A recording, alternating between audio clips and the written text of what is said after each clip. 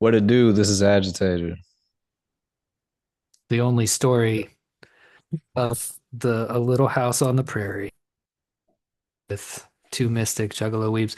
No, dude, they're handing out the presidential medals of freedom.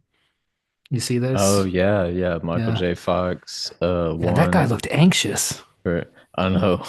Man, he looked I would be too. I'd be Michael J. Fox and myself if I was up there with Biden's old crypt keeper, death hands. Like I And just mean, like he's all shaking and shit. It's like, bro, calm down.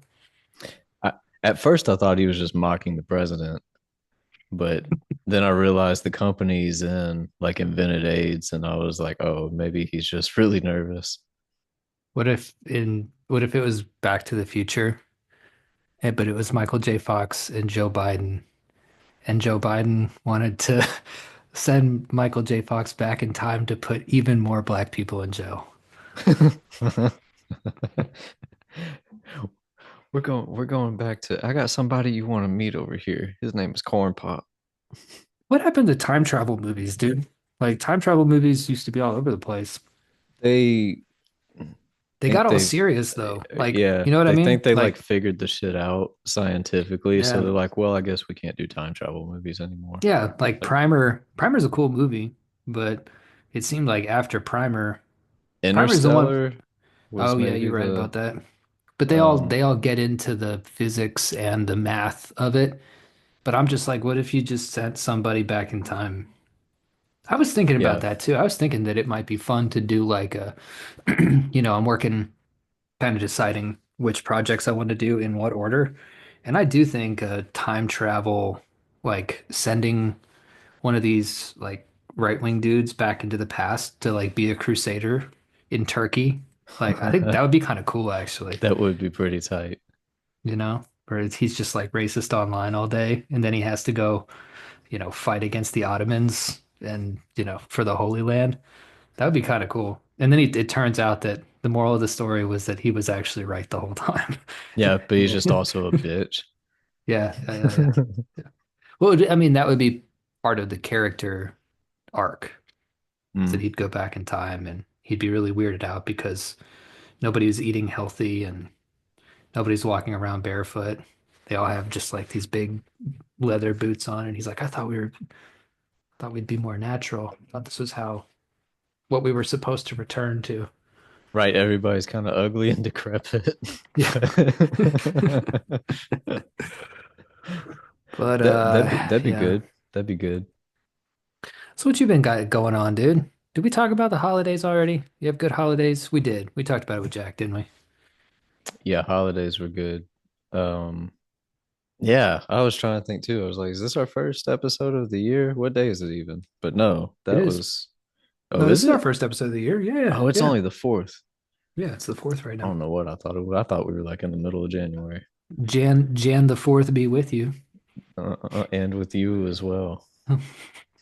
As well with you. Kelby just looks disgusted by that. Oh uh, man. no, Watch Squid Game 2. how Even was more that? squids. It was good. Double the squids, double the trouble. I never watched any of it. Ever since Netflix kicked me off your account, I was like, well, I guess there goes Netflix. Became personal. Hmm. Yeah, it did. It's like they're the biggest police about it. So like I pay for all kinds of streaming services, like actually pay Mhm. for them, and but Netflix, I'm like, no, y'all kicked me off. Yeah, they got to be like Y'all crazy. didn't want me stealing it, so fuck you. You won't Yeah, they get were my like, if money. you don't get this, it was literally if you don't get this user off your account, you can't have an account anymore. I had to go to Kelby and be like, man, I know I'm stealing your HBO, but Yeah. I see you posted yourself up on there now. At yeah, first it yeah. was like, wait, when did I watch Brokeback Mountain again? Oh, that must be David. And now David just No, went and made his own account. no, no. HBO doesn't have Brokeback Mountain. No, that's right. You got to go to like Pluto TV. Yeah, which is it's a reasonable monthly rate to be able to watch Brokeback Mountain at least twice a month. I just go to my closet, pause, and And pull out the 4K Blu-ray. he just goes into his closet and writes Brokeback Mountain fan fiction. And this one he didn't die and they lived happy. You just Yeah. write their whole life story. Like, what if that was the next Kelpie Losack book? It was Brokeback Mountain too. What is I It's like, mean, sort of. yeah, I am working on something. Texas T. Who knows? Who knows Texas which Tea way it's could be gonna go. Brokeback Mountain too. You should have Brokeback Mountain 2 in Texas Tea in some capacity. Like the movie No, comes out no, I have to. and It's they're like like, what is this? he walks like the narrator walks into a because he's like an orphan who lives on a ranch, and he goes off into the city like from time to time, but he's kind of a loner, and he goes off into the city and goes to a movie, and he watches Brokeback Mountain 2, and sits through the whole thing, and he comes out and was like, that was kind of gay. That's a good bit. That's a good bit. Um, so I finally did finish that draft, sent it off to you guys. It's a weird feeling. It's a weird feeling because I'm actually I'm not really used to doing that. This is probably, I mean, I would send my book in to Jeremy for the first two, but at this point, that was what, like 10, 12 years ago? Yeah. I think I you haven't sent really been us edited since then. Dying World, or maybe you sent me Dying World, and we just kind of did like just to read it and Hmm. give like a typo scan. And Hmm. but nah, Yeah, yeah, we just like drop shit. yeah, exactly. This one, what happened with the writing of it is obviously I wrote Dying World 2 years ago. I wrote War in Heaven a year ago. And then I wrote Neon Hell. And then I was like, man, these are actually all one book. But when I put them together, I realized that making them all one book required rewriting pretty much the whole, like Dying World's pretty much rewritten. There's a little bit of its original DNA in there, but it's mostly rewritten. Thankfully, I didn't have to rewrite much of War in Heaven. And then I had to do, once I got to the end of the book, I was like, oh man, there's so many moving parts. And I knew that it was going to be yet another draft where I had to start from the beginning and read the whole thing again. And I was like, I don't want to. I'm going to send it to the dudes and they can, I mean, it doesn't matter if it seems obvious or not. Like there's stuff that I know is fucked up in there. I just didn't want to deal with it right now. Well, I needed it out of my face for like 2 or 3 weeks Yeah, while I yeah. outline other shit. I needed something new that really resonated with me too. So it's it's testament to our capabilities whenever like I can it takes me a minute to read a lot of shit. Mhm. Uh and I'm already ruthless. Like if I pick it up, I picked up the book the other day and was like just off the cover, the premise is a newer book, and I picked it up and 4 sentences in, I was like, all right, I'm done. Nope. Mhm. Mhm. But Mhm. like with any of our books, I'll blaze through that shit. Blaze through. I don't care how long it is. It is. I mean, like we've been saying this for a while, but it's good that we're all getting back into it because the only thing that's missing is the volume of the work. It's not the quality, it's just the volume and the frequency. Mm-hmm. That's, I mean, David Simmons' book. I'm wearing my uniform shirt right now, but the dude from Uniform put East and West as his best book of the year. Yeah. So, and I mean, Uniform's a fucking cool band, and that does seem to be what Broken River has was consistently ignored by publishing people. But when you find people who fuck with it, it's always people like that, you know? Like Yeah. really cool people making cool shit. They That's a all much more immediately meaningful recognize. cosign.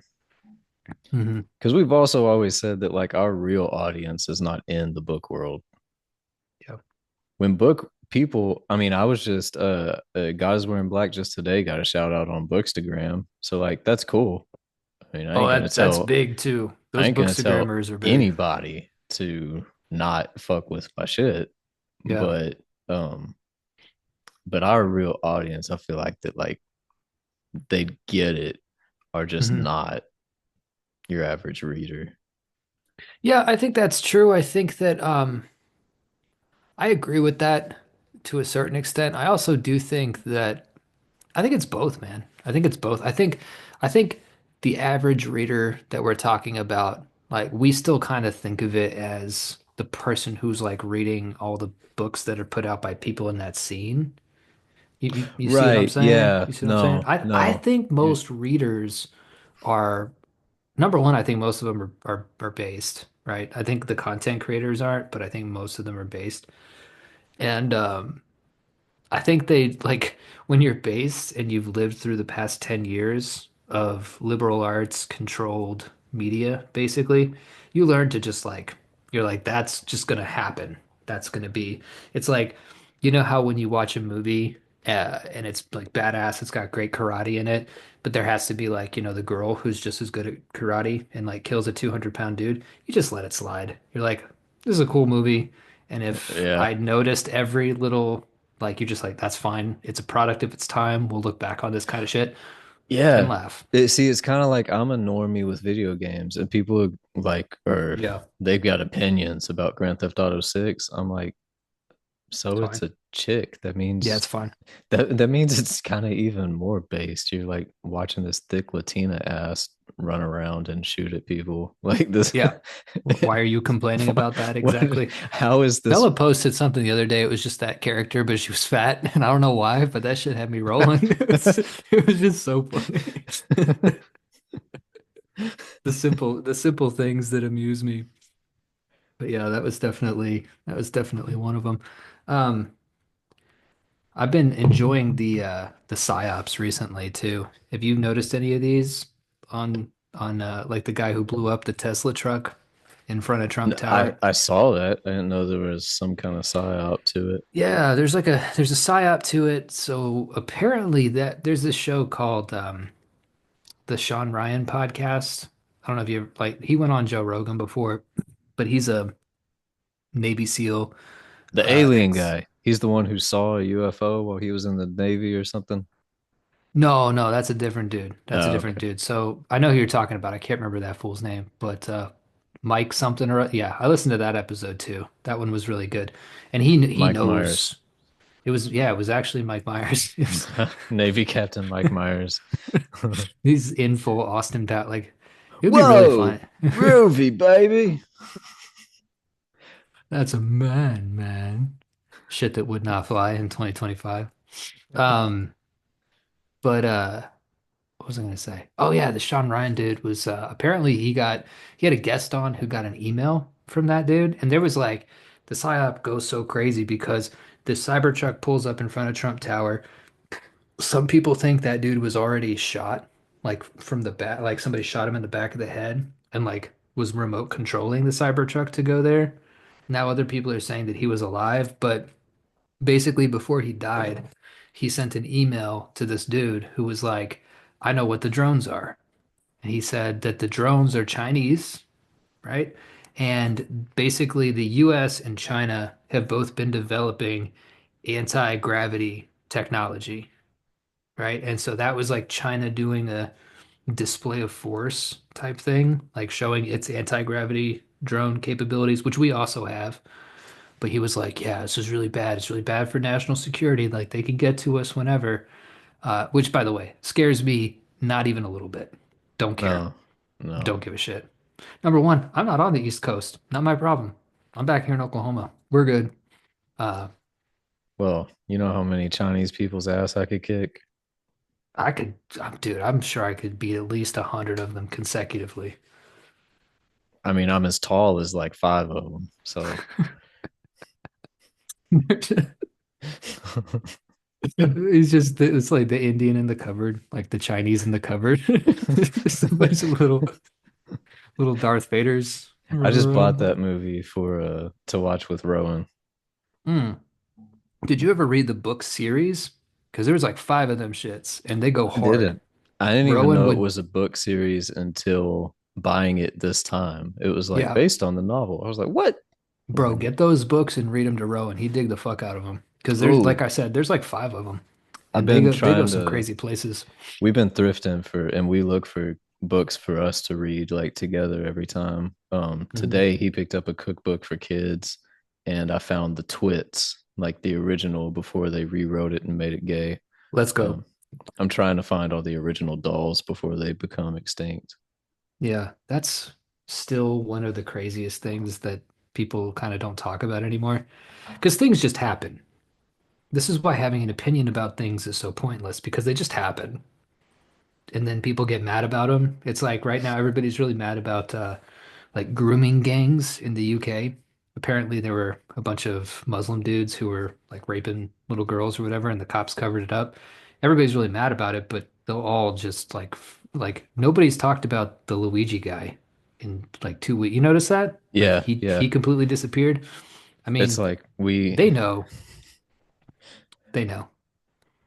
Like they know that we're gonna forget about all of it, right? Just let him get this out of their system. So what I'm saying is, I mean, Agitator has been pretty consistent on this. If you want to make a change in the world, you gotta stay you, mad about your own shit. you gotta Like stay mad about your own shit. I'm gonna stay mad about the raw doll shit. That's Hmm. literally one of the things I bring up all the time. You can ask Erica. She'll be like, they rewrote the books. Yeah, it's all gay now. Uh-huh. She's just trying to like watch TV. And you like walk into the room, like bust in like Kramer. You're like, baby, did you know? And then she like finishes your sentences that they changed all the Roald Dahl books and made them gay. You're like, fuck yeah, they did.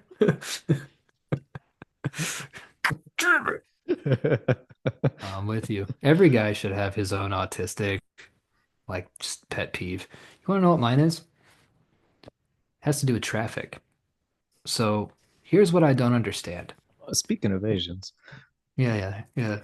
When I was a kid, I walked a lot. We didn't have phones. You probably did the same shit. You hmm just walk oh, a places with your lot, homies. Right? all over the fucking You city. just Yeah. walk everywhere. So little kid, a lot in Oklahoma. I would walk to Super Video. Was a pretty decent walk away, but they had a good selection. Guy let me rent whatever I wanted. He would always just be like, "Don't tell your mom, this one's pretty fucked up." I'd be like, "Gotcha." So I started noticing this when I was about this age. Empty road, right? An empty road that you can see in both directions for about a mile. It would be empty for, let's say, a minute and a half, right? No matter what part of the road or down the street I would be, vehicles would always intersect each other, like right where I was standing. I'm not sure if I'm explaining this, but like the odds of that continuously happening seem like high. You see what I Right. mean? Yeah, yeah, Like yeah. if you got two lights and people leave the light at the same time and you happen to be standing in the center, it would make sense that those vehicles would cross each other right where you're standing. Right. But But you if you're could be closer near to one light and they cross, or near the other light and they cross, and they and cross, never yeah. one car, always two. That has evolved now. I don't live in the country, but I live a little bit outside of town. So the stoplights end, and then it's a bunch of four-way stops. It's like a grid, right? There's like a, how big is it? It's got to be like a 40 square mile patch where people live. Every road is a mile and then a stop sign, mile, stop sign. It's just a straight net grid, right? No matter what time of day it is, you can pull up to one of those four-way stops and somebody else pulls up at the same time as you. Oh, I know where this is going. You see what I'm saying? Now, I'm crazy. So what I do, like I did this tonight. I was out getting bottled water and I was coming home and sure enough, nobody's on the road. There's nobody behind me. Nothing. I pull up to the stop. There's nobody in two of the spots, but there's somebody right exact same time. Exact same time. And so what I do is I pull forward and I actually just like sat there in the dark and waited and counted to see how long it was before somebody else showed up. It was about 20 seconds. Now, this might probabilistically, think I said that right? This one might be a little less mysterious than the cars constantly crossing wherever it is that you're standing, but it still seems like the frequency of times that you stop at the exact same time as some other car not counting rush hour, not counting like Saturday at 12 when everybody's going to Target. That's different. But like 9 o'clock at night, the frequency of that should be low, but it's not. So what's going on? That's my pet peeve. And that's the Well, thing that every guy should have is something that should be a little boring. Some people might have tuned out during that rant, but it drives you insane. no, they were tuned in. They were like, "Oh, oh, we remember it being edited out of Rare Candy. Here comes Yeah. the. Are we gonna get the slurs and traffic with JDO hour?" Um, nah, that reminds me of our unpopular theory that the world does revolve around us, and so Mm, mhm. those are NPCs pulling up to the stop sign. Like, what are the odds, though? Seriously, you know? Like, I could see you pull up and then you see somebody coming, but it shouldn't be that you literally your tires are stopping almost at the same time. And the only reason why it's annoying is because there's a clear rule that if somebody's on your right, they go first. Easy. But people don't know that shit. So you like Mm. flash your lights, then they flash their lights back at you, and you're like, And then they're damn it. just And like, like, "Oh, no, no, no," waving. yeah. Or the people who have been there for like 20 seconds and you pull Hmm. up and you're like, this fool has been sitting there. He's been sitting Hmm. there. He's not, Hmm. he's going to do the thing. He's not going to go. And you Yeah. finally stop and he just like, oh, no, no, no, waves you on. I'm like, you go. What are you Yeah. doing? Why'd you get in your Or car that if you're or not ready that to person, drive? that person sitting at that, here's more infuriating, dude, is that person sitting at that stop sign and then you pull up and he's just sitting there and you're like, all right. So you start to go and he starts to go at the same time. You're like, yeah. Like I said, everybody needs a Yeah. thing that doesn't matter. It does not affect the world or really my life in one way or the other. But when I'm driving, I think about it all the time, right? Like, what are the odds? What are the odds that this happens? Hmm. What else do I not like? I don't like TikTok. People been talking about apparently boomers just found Facebook Reels or something. I don't know. Mm. Seems kind of way late to me. They've been on Facebook forever. They just figured out that it has reels on it or something. But What does that mean? What is that? Is it like I don't understand what the implications of that are. oh, we're doomed now. The boomers are gone. The Zoomers are gone, and No, which I is like well, I don't really watch Facebook Reels because like basically all Facebook content is just 6 months downstream from TikTok and Twitter and all that shit. mm, I like watching videos of Russians and Ukrainians killing yeah. themselves in Let's hand-to-hand go. combat. I'm GoPro pro, I'm military shit. pro, Yeah. I'm pro this war now. If they keep entertaining me like that, like we can keep this shit rolling for 5 more years Yep. because Just keep broadcasting it. Endless war. Let's get into some more wars. Just hand out the GoPros. put Like, the GoPros on, we can all watch it.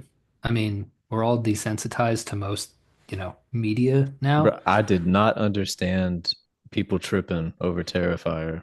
Loved the movies, but was just like, okay, send me Oh, a GoPro video of Russia, Ukraine, and for some you reason saw like the an one with the drones, Eskimo, right? You saw the exploding drones one? Like maybe.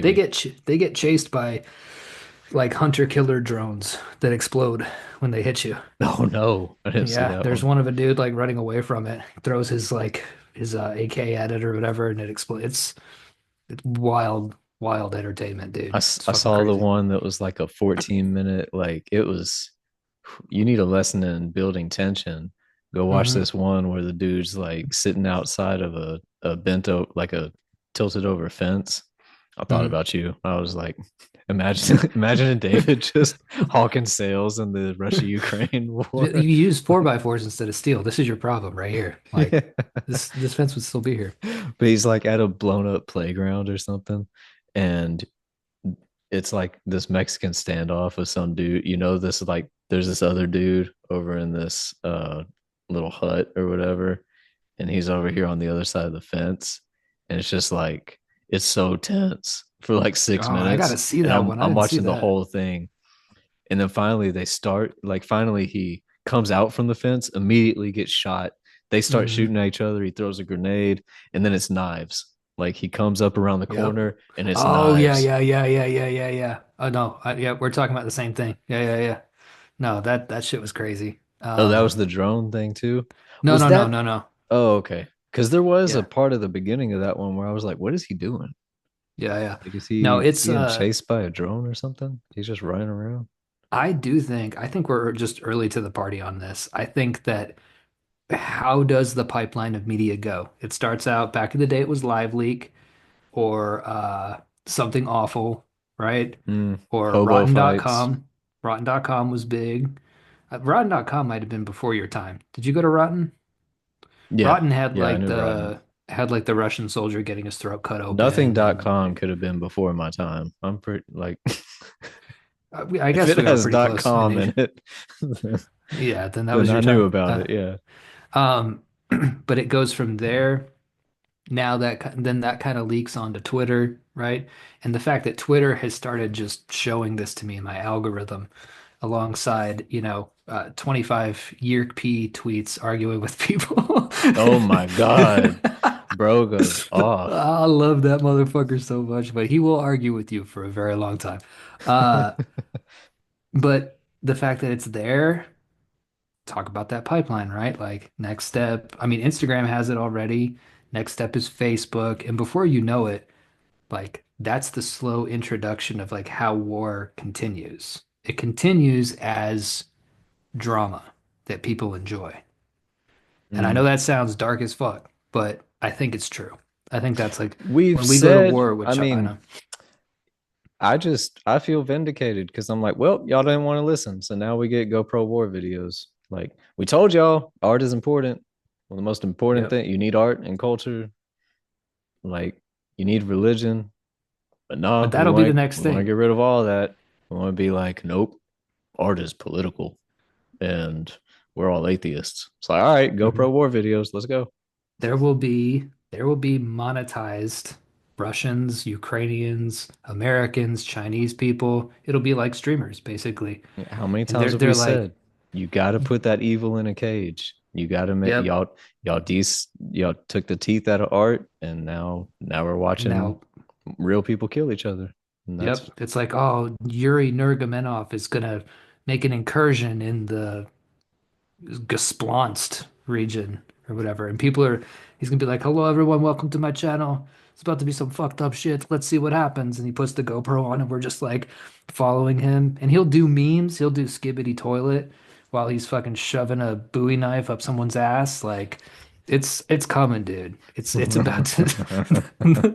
The veil has been lifted. Now we got anti-gravity drones out here. I mean, we're gonna live stream so much fucked up shit. And it's just gonna be like Elon Musk is gonna be the dude who lets it all happen. He's gonna be like, I believe in free speech, unless you're calling me gay. unless you're making fun of me, and then I will find you. Yeah, that motherfucker, it's so Biggest funny how fucking fast nerd. they flip, how fast they flip. He's like, free speech, free speech, free speech. And then a bunch of people called him gay, and they were gone. They were out of there, bro. They lost their check marks. One guy lost his check mark for denying the Holocaust, I guess, but the rest of them had less valid points, you know? Yeah, So it was just kind of making fun of Elon Musk. I'm Um, just glad actually I don't really give a shit, but it's another one of those hey, I told you so kind of things. I started leaving all the gay ass right wing um group chats people were Good. throwing me It's in. I healthy. just started Yeah. leaving them because I already turned off. I silence all notifications because that's way too much shit to be chirping all day long. But Hmm. even just seeing it, even just seeing when you open something up, it's like no, I'm not. Oh, Bye. you mean just like the This is brief stupid. flash of stupid shit that Yeah, you like see if you when go you to open up? messages to talk to somebody you actually want to talk to, and you just see it over there, instead of always highlighted because you Hmm. don't open it, you're just like, oh, Yeah, and there's yeah, no way to turn that off, right? Like the group chat that I'm in is the horse one, which is pretty good. yeah, yeah. But No, I don't rare look at it candy. that We much. we said this last time. We're like, rare candy is good about having a lot of chill people around. Hmm. Hmm. And our Discord remains undefeated. We're just like Mhm. our Discord is great because there's uh like the dudes on that. And I think they're mostly, I think it's mostly dudes. There's some chicks, S- Some, yeah, yeah, some there's lurkers. some chick lurkers, yeah. Yeah. Um, but some of them will like disappear for 2 months and then just come back, and it's because they found something cool. Like Hmm. that's it. Like the only reason people post on there is to post like something neat that they found. And Yeah. if they didn't find anything neat, then they don't po there's like zero rage bait on the And agitator people who Discord. I know post a lot in other places are in Hmm. the agitator Discord, and it's only when they want to post cool shit. Like everybody just Yeah. knows the unspoken, like, we're here to vibe. Yeah. Like, Don't bring the bullshit. we're also I'm so sure if chill that you when they yeah. do, like, we have people of all stripes and ilks in there, Hmm. but they're all chill too. It's like Eddie and Jay, the couple of leftists who are just chill about shit. So like when Hmm. you if you were to rage post anything, everybody would just be like, "Oh, all right." Yeah. Like Like I don't know, nobody's we're mad. not taking it. Like We're we're not just taking the bait, dude. I'm mad about why everybody stops at stop signs at the same time. yeah. I have different priorities here. Like I'm mad what about the witches not being ugly in the new Matilda or witches. I mean, did they make a new witch movie? know the books. They rewrote the Oh, books to where to make them not they're ugly. not described as ugly, which doesn't make any sense. Mhm. It's just confusing plot wise. Bro, one of my earliest memories. So there are a few movies that scared me to the point that I have memories. One of them is Alien, like watching the Alien chest burst when I was like 4 or 5. Like my dad just had it on, but now I'm low key just like the same with Gus. Like something will be on, and I'll be like, "Remember, buddy, it's not real." Like so, he'll be like, "Whoa," but he's much less of a bitch than I am. Um, there was that one. Anyway, one of them was the scene in The Witches when they take their like masks off. Remember that shit? Like, Yeah. or they take their faces off and they're Yeah. all like bald and ugly and shit.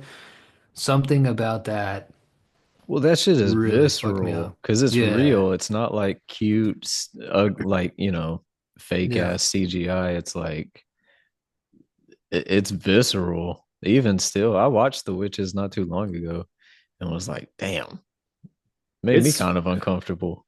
it's a scary fucking scene, dude. I And was stuff from unfazed by the Terrifier, and that made me yeah, uncomfortable. yeah.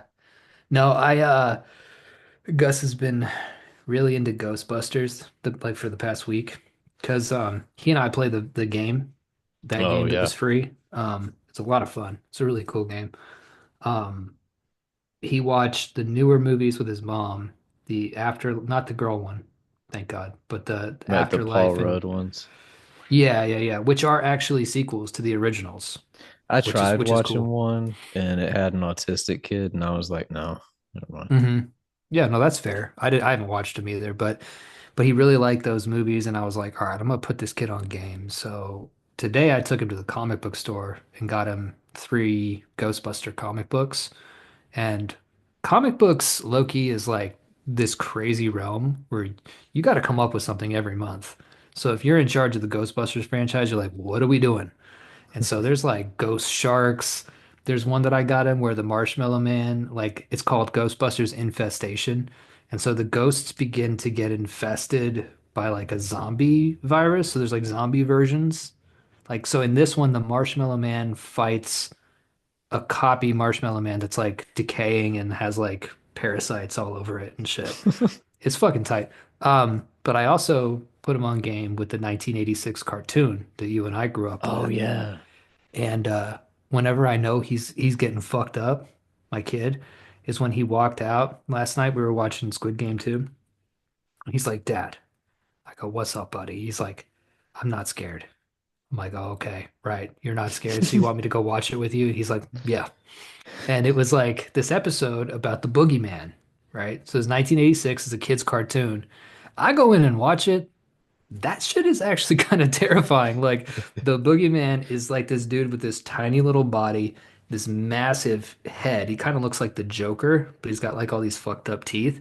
And the voice acting in it is genuinely creepy. right? It's like, and it like, Uh-huh. and it's saying things like, you will have eternal torment. And I'm like, with that grain, that filter that we always talk about, that has thankfully, they did not restore the real Ghostbusters cartoon into 4K. It's still blurry and grainy. Like Hmm. with that and with the hyper real David Lynch dialogue, I was watching it with him and I was like, this is kind of fucking scary, actually. But I'm glad that he's watching it. You know what I mean? Like, I'm Yeah. glad he's watching Yeah. genuinely disturbing, scary shit that's not like erotic or, like everything that's scary has to have like titties. It has to be R-rated, right? But there's not like good modern scary shit for kids. That's what's like people nostalgic for the shit that they grew up with and then trying to recreate it in their adulthood, but kind of with children shit, Hmm. like childhood IPs or whatever. There, you're missing what made that shit cool was that it was for kids, Hmm. but it was just a story. Hmm. It was like kid appropriate, but it's a story. People these days, like it's real simple shit that obviously people forgot how to do. Like just tell a Hmm. story. It's like, Yeah. okay, what's the point of it? Or what message am I trying to get Yeah. across? It's like you're not. You're trying to tell a campfire story and you got to make it Hmm. kid appropriate because it's for kids. Don't Yeah. put any So cute no, winks to the audience. no, Like I hate just that it's shit. I hate for that shit. kids. I started watching and I remember it's still it's fine as like I remember liking the first Deadpool movie and Hmm. I was like Erica and I went to watch it in theaters and we had a good time. But now having kids and of superhero enjoying age, I put it on for Rowan and I turned it off. I was like, this movie is not for children. Holy shit. Hmm. Hmm. And it Hmm. made me mad. I was like, Yeah. this movie should be for babies. This is fucking Yep. retarded. It is I retarded agree. to have I R-rated agree. superhero movies. I 100% agree. I think that there it's the balance got thrown off, right? Like they decided to start making superhero movies for adults. And so like all the like it segregated the adult content in a way that I think isn't healthy. If you think back to the 80s, again, you have movies like E.T. and The Goonies, right? Which are these Mm-hmm. movies that are for children. But I mean, it's edgy, right? That's a Goonies good is that's a super good edgy. example too, because yeah, Goonies is definitely for kids. That is a kids movie. But Hmm. it yeah, I mean it But they cuss and it has that grimy filter. The bad guys are scary. Even Home Alone, right? It doesn't really have like cussing and shit like that in it, but no, you that see has like one of the most painful scenes in movies is when Marv steps on the nail in oh Home God. Alone 1. Yeah. It hurts, right? And that's a kid's movie. That's what children were watching. It's like that was our version of Looney Tunes. Looney Tunes is another good example. It's pretty dark. There's a lot of really dark shit in Looney Tunes, especially the ones that they don't show anymore. Um, but it felt like it was more evenly distributed. If you were to watch an adult movie, it didn't have to be super like The Substance or whatever. And I love The Substance, don't get me wrong. It's a great movie, but like it just felt like adult movies got more cartoonishly extreme, and kids shows now have to be totally neutered, where you like learn Mm. about how to be non-binary. The Boogeyman episode in The Real Ghostbusters was really good because at the end of it, they show you something that is, as an adult, I found to be creepy, right? But the message of it is, if you're not afraid of it, it can't hurt you. Now, how are you going to give them that lesson if you don't scare the shit out of them first? Yeah. Yeah. Right? It's toothless if you don't That's actually why scare them. I never I didn't fuck with Scooby Doo. I mean Rowan really likes it and he likes other shit too. So it's Hmm. just one of those whatever white noise kind of things. But Sure. Scooby Doo is always like monsters aren't real. I'm like, no, yeah, they are. Yeah, And then but also you can overcome them. Like that's great. Like the bro. Ghostbusters Boogeyman, that's perfect. That's a great lesson to teach kids. It's like, Yeah. nah, this shit evil and scary as shit. But if Yep. you're not scared of it, it can't hurt you. It's not gonna fuck with you. Yeah, exactly. I would recommend it, bro. I mean, the 3 seasons are on Prime. You have to buy them, but I think because right now he's really into Chippendale Rescue Rangers, real Ghostbusters. I'm gonna introduce him to DuckTales, Tailspin, Darkwing Duck, all the shit that I watched because my thought process is I turned out pretty okay. And I think this new media, if you want to complain, like everybody's complaining, motherfucker, it's all right there. You It's just all just right go there. buy it. Just Yeah. go buy the old shit. And so he's going to have a steady diet of cartoons that were made in the 1980s and 1990s, movies that are made in the 1980s and 1990s.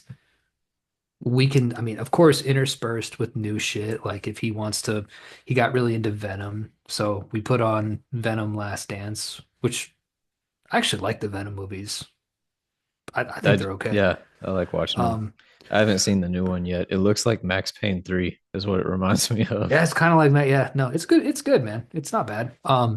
But this is what we're talking about, how people go online and like complain. All you're really complaining about is that as a consumer, there's not a new shiny thing for you. And you're Mm, ignoring this treasure trove of shit that already exists and is readily available to you. Like, just show them that. yeah, yeah. You kind of just talking like when you're complaining about not having some new shit that you fuck with, you're just like you're having opinions on market. Like it's Yeah, just market talk. It's not yeah. You're art leaving talk. Yelp, Because it's Yelp reviews. yeah, you can go and buy, check out, look up, pirate, whatever you want. Yeah. Goonies exists. E.T. Like exists. Erica and I were talking about this today, how everything is crumbling. Like we're in an era of every single industry going down. It's all Hmm. toppling over. It's all sinking ship. Just accept it. We can like hypothesize on what the next thing is, figure out what we're how we're gonna handle it, but it's all going down. Hmm. Video games suck, movies Hmm. suck, Hollywood is gonna be non-existent. I Yeah. mean non-existent. Within the Hmm. next 10 years, these things there's not gonna be a shittier version of this shit. Hollywood will not be a thing at No, all. because people will be posting AI movies on YouTube. Video That, games aren't going to be like that's the one I'm really curious about because people are so into it. When you start thinking about the history, like video games are so new hmm. comparatively to everything Hmm. like other forms of media, but at the same time, people have been so into it that imagining them just not being around anymore is kind of strange. It's like, I don't know about that, but I really don't see how that industry can continue because it's such Hmm. an expensive, like, there's the capital is so high Hmm. and those sales keep plummeting. Hmm. So like Hmm. I We're mean gonna that's a enter. terrible, terrible industry right now. I agree with you, man. I think that we're headed for this really cool era of because you do, I mean, there's awesome shit that indie game developers are doing on Steam and selling these games for like $7. Oh yeah. And the better technology they have, the more they're able to use the Unreal Engine to make like good graphics go along with their good concepts. It's that shit's gonna be good. I think what I would just the nuance that I would put on your point is that I do think like AAA is gonna be done. Right. And I think That's that what for I Hollywood mean. too. Yeah. Yeah, I yeah, think yeah, yeah. We're indie on the same everything. page. Mass State Lottery is a I mean, Yep. Mass State But Lottery, we like, just watched that. That's going to be out. But here's the thing that mm, people are going to have to accept creators and consume. It's not going to affect consumers nearly as much, except they'll have to do more work in hunting the shit down. that's it. So That's it all. is going to affect consumers because it's not going to be flashing in front of their face. But on the Mhm. creator side, you need to have a job. You're going to Oh make no yeah. money. There's no Yep. money in art. It's gone. Give it up. Hmm. Goodbye. Not happening. You're not making any money. It's a hobby. You keep making the shit. Yeah. No, It's a I hobby. really fucked with that post you found where the Yeah. dude was saying, We need uh, more hobbyists, we need more basically. hobbyists. Like passion, you've got this weekend. I don't remember what he said, I'll like find it right. I'll find it, dude. whittling Hold or on, give me something. 1 sec. I'll find it. It's on my, I retweeted it, so it's on my shit. This is a tweet from, what's this fucker's name? And he's like an editor at something, which um like HarperCollins, like something big, Yeah, but yeah, yeah. which might make some people distrust him. But I know agents and stuff. I know people who work in like big publishing, and that Hmm. makes me trust his opinion more because he's on the inside and he's like this. He's like, yo, it's pretty bleak in here. Like I just have a Yeah. job and I'm seeing this shit every day. I'm like, not for real. This shit ain't gonna last. Well, this is crazy. I can't see it. That's so weird, dude. What? Where are my, how do I find my retweets on this fucking thing? I think you just go to your profile. Right? Um, That's bizarre, okay, dude. from Paul J. There it is. Pastor. Oh, you can He see it, but I can't. That's bizarre. executive editor at HarperCollins. Says we need a literary culture of outstanding amateurs, hobby writers who nonetheless work at the top of the craft. Not everyone should make a living at it. It's unhealthy to try. Write with the spirit of a cottage gardener or a weekend woodcarver. Top skill with leisure and love. Bars. Could not have 100%. said it better myself. Now, That's am I exact. still going to sell a million copies of Texas Tea? Hell yeah. But, Right. you know, Oh the yeah, I'll thing put money is, into it. I'll put money into it for marketing and shit like that. But I like that attitude. I like that artisanal. I mean, podcasts are this, right? I mean, we put out great product weekly that people really like. what's funny is we've been making a lot more money the past few We weeks, have actually been making like more the money. past few months. When you corrected me that Yeah, last time, because it yeah, was a steady ebb and flow for a couple of years yeah. where it was like, I It's mean, it's start it's starting to hockey stick a cons- little bit. consistent dollar amount where it was like, Yeah. cool, I know I'm gonna get this much for agitator this next Yep. month, Hmm. but people would leave and the same amount would come in, and it'd just Hmm. be ebb and Yep. flow and ebb and flow. Uh, and now it's starting. It rises $5 one month. It rises $20 another month. It's Yeah. like okay, okay. All right. Yeah. Shout Cool. out everybody signing up for the year. That's tight. That's tight too. I like that. Um, but yeah, no, this loops back into what we were talking about right before this with finding the old media. The only people I think who, like, if you're complaining about the current state of the arts, whether that's writing or movies or video games or whatever, I really kind of don't understand. Like, you're really making complaints about there not being anything new. Like, you still want that fresh new car smell to come along with your media. And I would encourage you to divest yourself of that impulse and just be like, there are tens of thousands of movies that already exist. Same for books, Hmm. hundreds of thousands, right? Same with video games. Like Tomb Raider exists. They One thing that I really love that video games are doing is they're remastering the old shit, and it's literally just a new graphic skin, right? So they did that with Tomb Raider. I bought that. They did that with Legacy of Kain, Soul Reaver. I bought that, and it's great. These old games are fucking amazing, and they put a little bit of gloss, a little bit of sheen on it, but they leave the gameplay the same, the dialogue the same. Everything's the same. It's just a new skin where, on a PS5 it looks pretty cool.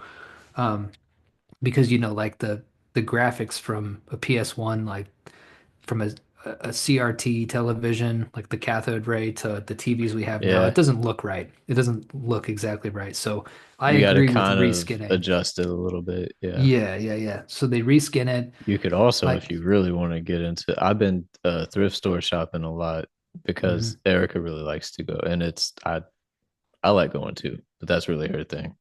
And so we've been thrifting, and they sell those CCR TVs.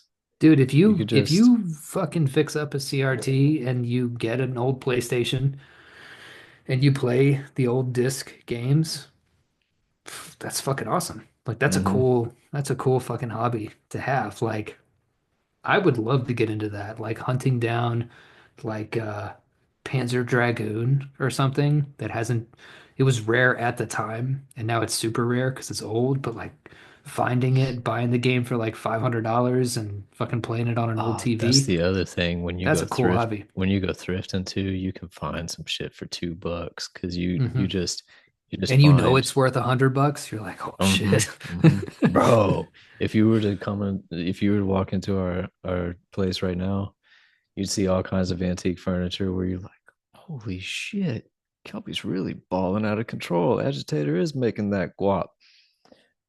These pieces are like $30, $20. Like, and we be looking them up. Like Erica showed me, we have like a perfect condition bar that she copped for me. It'll one day, I don't have an office here, but whenever we get like our place, like our dream Hmm. house, Hmm. it'll go in my office. That bitch is like 3 grand. Yeah. It was like $50. Hmm. Yeah, dude, thrifting. I mean, there was a big thrifting culture about 10 years ago with the hipsters. And then when the hipsters died, the thrifting kind of died, but it's still there. So my version of this is going to there are two really good shops around me. One of them's a half price books, and then one of them is this place called Books Plus, and it's in the most bizarre location. We have these outlet malls in Oklahoma City. You drive in, it's like these big circus tents, and they Mm, got everything. It's like, J. Crew, fucking Gap, Hot Topic, but there's a little place called Books Plus, and it's all used in antique books. I like going in there and specifically looking for stuff that I've never heard of before, like the books that got lost to time.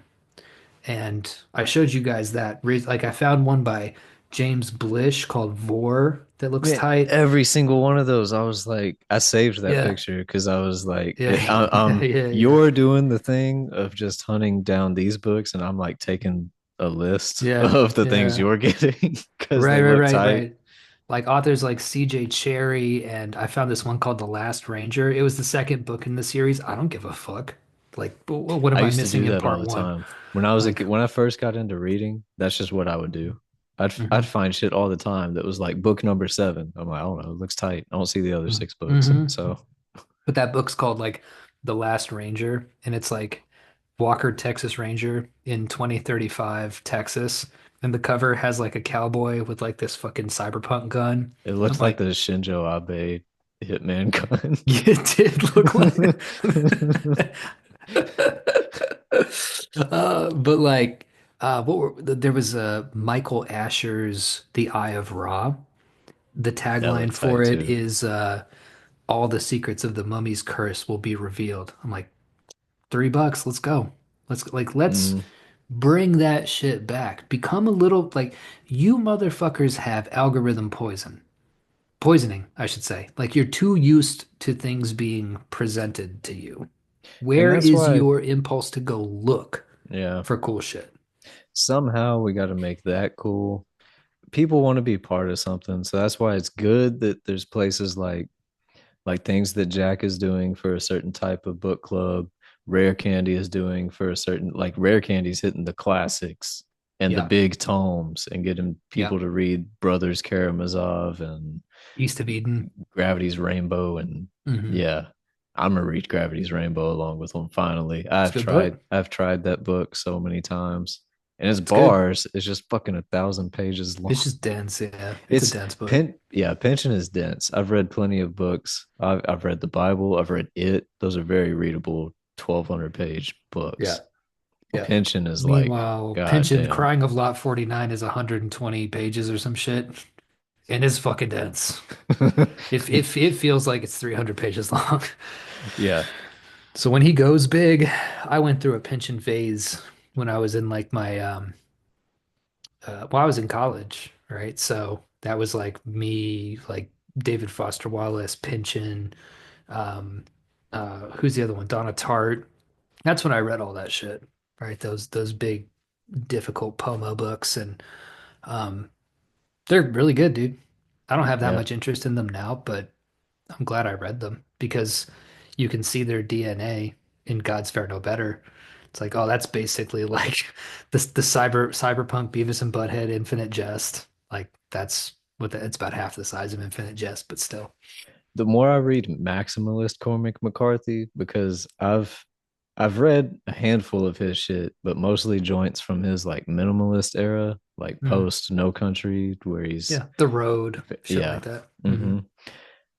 His maximalist era, I'm like, oh Sutri is shit. just bars after bars after bars. This is a Sutri. lot. This is how I try to write. Hmm. Yeah, there's Sutri, All the Pretty Horses, the whole Border trilogy, Outer Dark, Child of God, like it's all just that's how he got to where he is. He was the master of the bar, Hmm. essentially. Just Yeah, people. non-stop bars too. Even Blood Meridian, which, I did the podcast with Glenn and them about it. Like I have a slightly revisionist negative take on Blood Meridian, but you can't deny that it's linguistically like incredible. Just nonstop. I'll still. That's all I ever care about. I'm Hmm. just I'm a beat. The beat's got to slap. I listen to music that way. I forever hold the stance. Project Pat is like the greatest rapper. Why? Because he can flow over beats that make you want to kick doors in, and that's what you need. And then Hmm. McCarthy, Blood Hmm. Hmm. Meridian is so whatever. I don't care. It's bars. Hmm. It's just good. Hmm. It's not Hmm. my. I mean, I think it's overrated in the McCarthy lexicon of things, but like McCarthy so far has written nothing but bangers from what I've read. So Hmm. that's not saying much. It's still 5 stars. It's just down the list. I just put my sunglasses on. What if I put my sunglasses on and the reflection was just like penises, like just a bunch of dildos in my sunglasses? I wouldn't be surprised. It's like, damn, I've felt like you're making eye contact, but like you just got your penis tabs open. Oh yeah. Oh yeah. Um, but yeah, man, I do think that that's just where people need to go when it comes to this like entertainment stuff. And it's why I would in 2025, I would like to do this kind of like what Rare Candy's doing, but with more of like these forgotten books that I just kind of find. Um, although I don't, I'm sure with the, invention of Amazon, people can order them. So I I mean, it's not like they think disappeared. so. Here's what I think with like, they're doing book club shit. I think we could go on doing like talking about shit where we started this too before, where you get into something, I get into something, neither of us have seen it or read it or whatever, and we tell each other Mhm. about it. We could do shit like that that then Mhm. gets people into that practice where it's like, Mhm. oh, like we train people how to talk about shit that nobody else knows about. Mhm. And then that might influence society. Well, it will. We influence fucking every like podcast just brainwash people. That's what it's, a brainwashing medium. So we'll brainwash people the way we got them dog, go out and buy Berserk into just doing whatever they want, like buying whatever they want, hunting it down. And it doesn't matter if their friends are into it or ever read it or anything. They just get it. And then they can be like, I read this thing and this is cool. I'll feel cool Yeah, talking about it because I'm the only one who knows about it. right. It's just kind of a redirecting of the zeitgeist from the new thing to I do think that that is an unintended, well, maybe it was intended, but perhaps an unforeseen consequence of the internet. Because remember, the internet used to be a way that you found underground weird shit. Yeah. Yeah. And then over time, it became more of like keeping up with the current thing. Social And media corrupted yeah, that. that's just what it is now. It's like you keep up with the current thing. But back in the day, you could find on blogs or whatever, you could find random shit, which is what you and I did, which is why we're interesting people because we went down rabbit holes that we found. So now I'm like a regular guy who sells fences, who also, knows the truth about the ESP and fucking aliens and conspiracies and all this kind of shit. It makes you the hipsters were onto something. They had a little bit of that arrogant flavor to it, like I'm better than you because I know about these things. Yeah. We leave that in the past, I don't but we fuck with bring that. back the idea of like crate digging They as a also good hobby. like, man, I every day for this whole year, I'm gonna be one of those. I'm gonna start the dad jokes up. Uh, Mhm. this whole year I've been bumping like Etta James, Stevie Wonder, Billie Holiday, Otis Redding type shit, and um, that's I mean, I guess now that's so old that it seems niche. But like Destiny's Child, Hmm. Britney Spears, I listen to that shit. Hmm. And so like that, what am I trying to say? Like, I'm all for pretentiousness because pretension is really just a higher standard of things. Like, but the pretentiousness, like the pretentiousness that's off-putting to Hmm. average people, and I consider myself average in a lot of ways, at least in taste of shit. Hmm. Uh, it is when you're like, oh, I put this shit above everything else because I'm the only one who knows Right, about it, right, and right. Well, I mean, it basically goes, the perfect formula for it is to cultivate curiosity, right, without privileging obscurity over mainstream. That's the trick that a lot of people can't quite get over. They begin to think that because this thing is little known, therefore it is better than XYZ. And it's like, no, you can have both at the same time. You can be curious, you can explore, you can uncover like little hidden gems, right? But at the same time, analyze it in the same way you would Monkey Man or yeah, John Wick or what, yeah. you know what I mean? Like, does it Here's a good slap or does it way. not? Here's a good way to articulate it. Like the way I think of myself as a creator is I'm on the same playing field. I'm not equal to, I'm above everybody, but I'm on the same Mhm. playing field as everyone, living or dead. Shakespeare is not grandfathered in because he's dead and he's influenced all this. No, he's not. He's my peer, just like McCarthy's my peer. You're my peer. Everybody's my peer. Whoever God, the author of the Bible, is my peer. We're all on the same level. We might be different levels of known. And that's the same way I am as like a reader or Hmm. a viewer or anything. It's like, okay, Belly, classic. The Hmm. Godfather, classic. Mass State Hmm. Lottery, classic. Like Hmm. they're on the same playing field. Yeah. No, I like that. Yeah, I like, yeah, that leveling the playing field and not privileging one over the other, right? Like right now, the zeitgeist, the current thing is to privilege these something like The Godfather or William Friedkin movies or whatever. But where you and I come together on this is that I'm watching that, and that to me is the same as the Ghostbusters cartoon as I'm watching. Mm-hmm. Like, does it work? Does it work? It's like, are you saying that the 1986 real Ghostbusters cartoon is just as good as The Godfather? Yeah, I am. In terms of how much fun I had watching it, yeah, of course. And that is What the about, metric. Did I thoroughly enjoy it? Every yeah. time I watch, and I'm not quite positive because I only surround myself with Audrey Hepburn lovers, so I might be like in a bubble. But I'm not quite positive what the general verdict of Breakfast at Tiffany's is. But I watched that. I just watched it again the other night for like the 100th time. Like, this is a perfect fucking movie. Mm, And I am the person who will just Itchy the Killer is my favorite movie. hmm. But Those are also Breakfast at equal to Tiffany is me. great. Yeah. Those Yeah, are yeah, the yeah. same. Yeah. Breakfast at Tiffany's, 5 stars. Itchy the Killer, 5 stars. Yeah. So where do you put them? I put them on the same. They're not fighting. They're both bangers. Like, what do you? It's tiers, right? It's like here's 1 star, two, three, four. It steps up, and Mm-hmm. everybody gets to hang out on their tier. Yeah, it's the Beavis and Butthead. Does this slap or suck? I did one of those tier thing where you can go on that.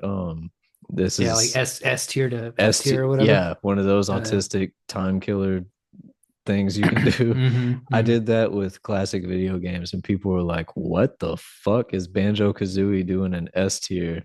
And I think I had It is an S tier game, though. You're uh, correct about that. what did I have? I had like Banjo Kazooie in S tier, and I had like Half-Life 2, I think, maybe in like B tier. Also S tier. Oh wait, that's B tier for you? Interesting.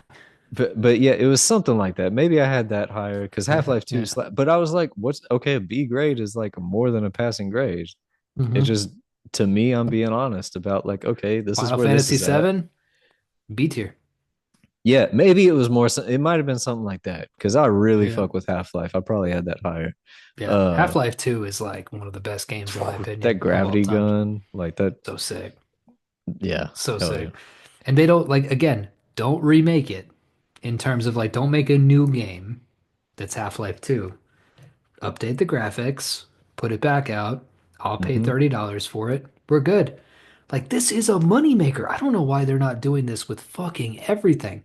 Take every game that It's existed in my right. childhood, reskin it, sell it to me for 30 bucks. I'll buy three of those before I buy Horizon Zero Dawn for $70. So you'll get 90 out of me off of three reskinned games rather than 70 for some new slop that nobody wants. Yeah, that you Like had to spend like $700 million on or whatever. fucking ridiculous. Although I am gonna buy Death Stranding 2 day one. So there's a there's a balance. There's a give and take. Oh, right, Death Stranding too. I was thinking Last of Us too. I was like, No. didn't Death that Stranding shit 2 already on the come out? beach. I watched the 10-minute trailer of that. I was getting hyped. Well, Hideo Kojima is on our wave. Yeah, He's an exception. yeah, yeah. I'm hyped about that shit. Auteur shit. And the thing is that you really, at a certain point, people flip out about, Robert Eggers because of, his four movies, which are all great, in my opinion. I saw a lot of Lighthouse hate recently, and it's all wrong.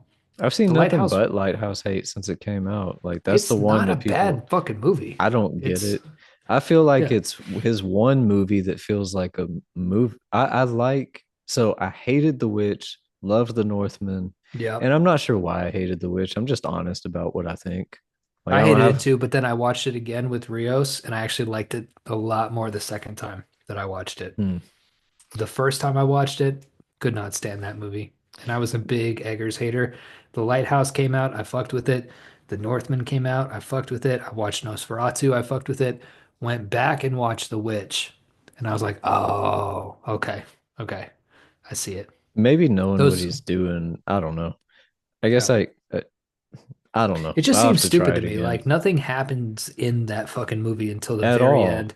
And then at the very end, it's like not So that special. right, it feels like it's building to something. So it feels like the And it's point a of it. goat. And then It's a it has a goat. twist and it's like, oh, she's a witch. It's like that's the fucking title of the movie. I knew Exactly. like what? Yeah. That's the what? I Hmm. was so mad Hmm. leaving that movie. Yeah, I feel like Nosferatu basically opened up the witch for me. And I was like, oh, okay. I get it. Because he does it better in Nosferatu, which I saw some like backlash. We talked about this last episode, where it's like I watched Like, something and I'm like, y'all didn't why do like y'all that? not like the thing that I like? Like, what the Like fuck? that was really fucking good. But the point I was making about the Robert Eggers or the Hideo Kojima or whatever is that like the auteur is now the realm of the independent, right? Independent, like I'm an auteur, you're an auteur. Like these game designers, what was that game that had like those crazy colorful polygon graphics? It was like a shooter. We shared it in the chat maybe a year ago or something like that. It was like this crazy shooter game. Like anyway, my point is all the auteurs are in that like independent realm now. Anybody who's complaining Oh that like shit, I know what you're you know what talking I'm talking about. about, right? Yeah, Like it was yeah. a very distinctive It graphical was popular when it style. dropped too. Yeah, It yeah, it it was was a big. Doom looking kind of Doom looking game, but like yeah, really like colorful, acid like trip Doom. acid trip Yeah. shit. Yeah, yeah. Neon greens and shit like that. Um, but the whole thing is like people complain that there's no auteurs in like big budget cinema. And it's like, no, it's all independent now. Like all of us are here. You're complaining because now you have to look for it. In the 70s, people didn't have to look for it. It was given to them. But we don't live in the 1970s. That shit was fucking 100 years ago. Like, we're here now. Hmm. And it does exist. Like, I saw somebody in the Discord shared, it was like, what's it called? It's like Grand Theft Hamlet, but it's Yeah, this movie where yeah. this guy is trying to put on Hamlet inside of GTA Online. That's a day one for me. Like I'm going to watch that shit. Hell Like people yes. are doing cool shit. What the fuck are people talking about? It's like you just have to look for it. It's not They going to pop up on your social media the feed. people who yeah, yeah, that's what you have to break.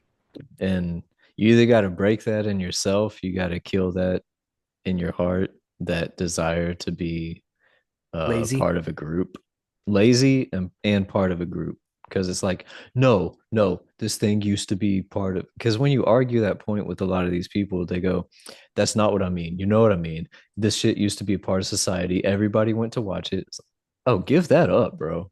That's gone. No, that's gone. We don't That's live in been that gone, by the way. society. Yeah. That's been gone. Jaws came out in the 70s. The blockbuster happened after that. The 70s were over when the 70s ended. Same goes for the 80s.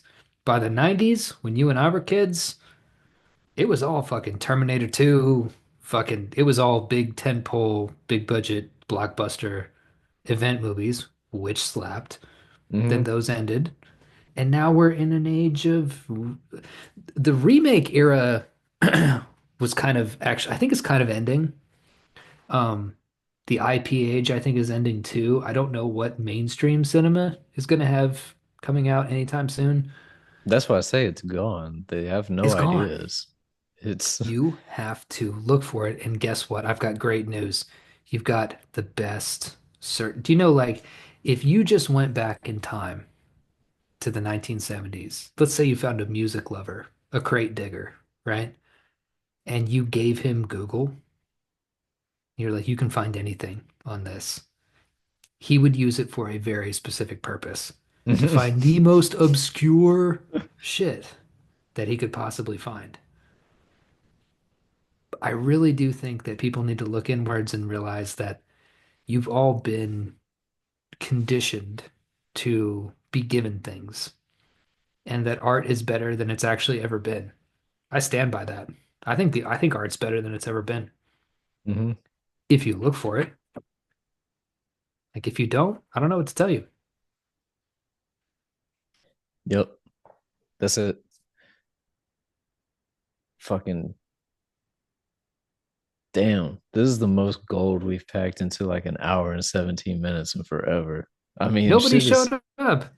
Simmons said he was going to pop in. Oh, he's taking care well, of kids, if so. the yeah, he's on the same time zone as me and it ain't that late. Hmm. Not for twin infants yet. It ain't. Oh, he just asked y'all still on. Yeah, tell him to pop in. What's up, girl? Oh, I saw them. I want to say they're actually in the room by the bed, like in one of those little boxes. I think I saw them wound up in there.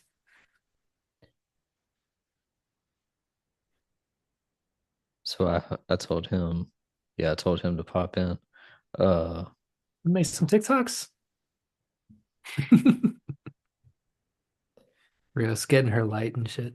it's funny, I could see her walking by in your glasses. You can see the reflection in the glasses. uh Oh, what, me? Yeah. Oh. yep, I see the TikTok ring, Yeah. the halo. That's the halo, yeah. Chud.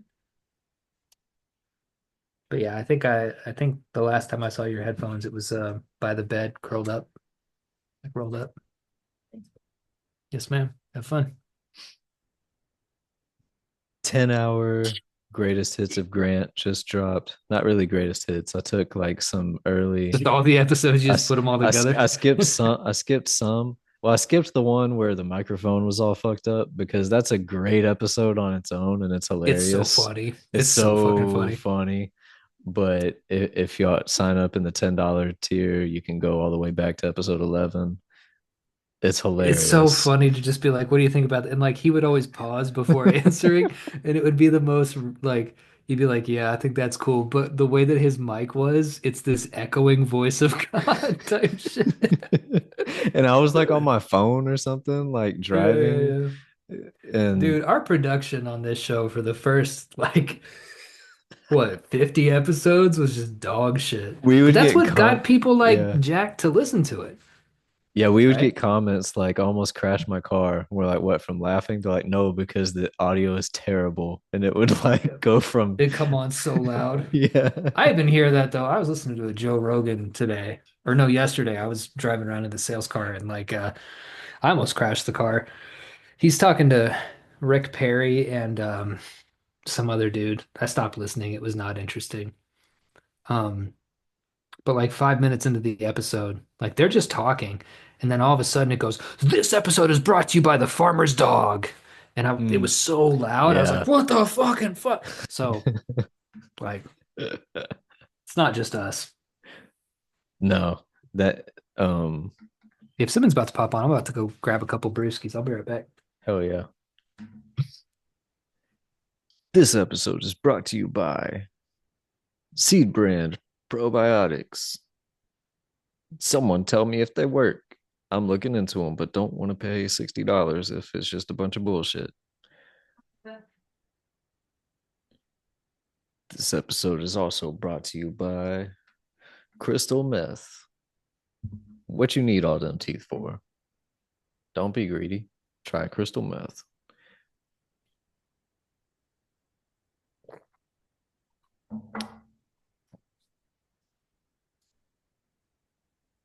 This episode also brought to you by breadsticks for when you need some bread in the shape of a stick. Breadstick. You can put it in your mouth or your butt.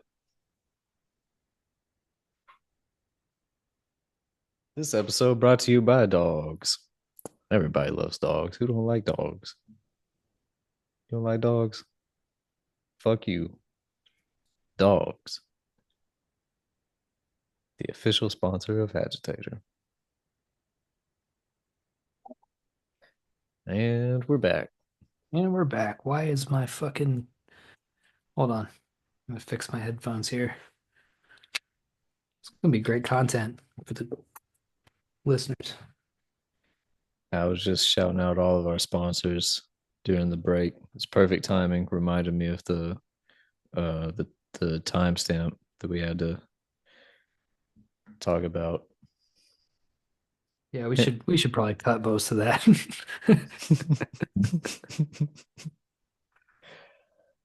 What? That was gold. Um, I mean, if it was, it was. Let me check, see what is he up to?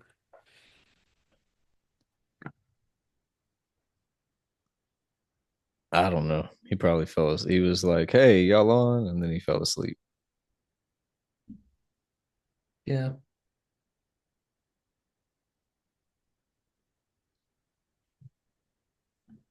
Would be my guess. Got a stomach ulcer. Oh, I can't hear you. Oh, I was gonna say if you want to find out if we're on, just click the button, Yeah, find out. yeah. I sent the link. You just if you click it and you Hmm. hop in, it's like, oh yeah, we still going.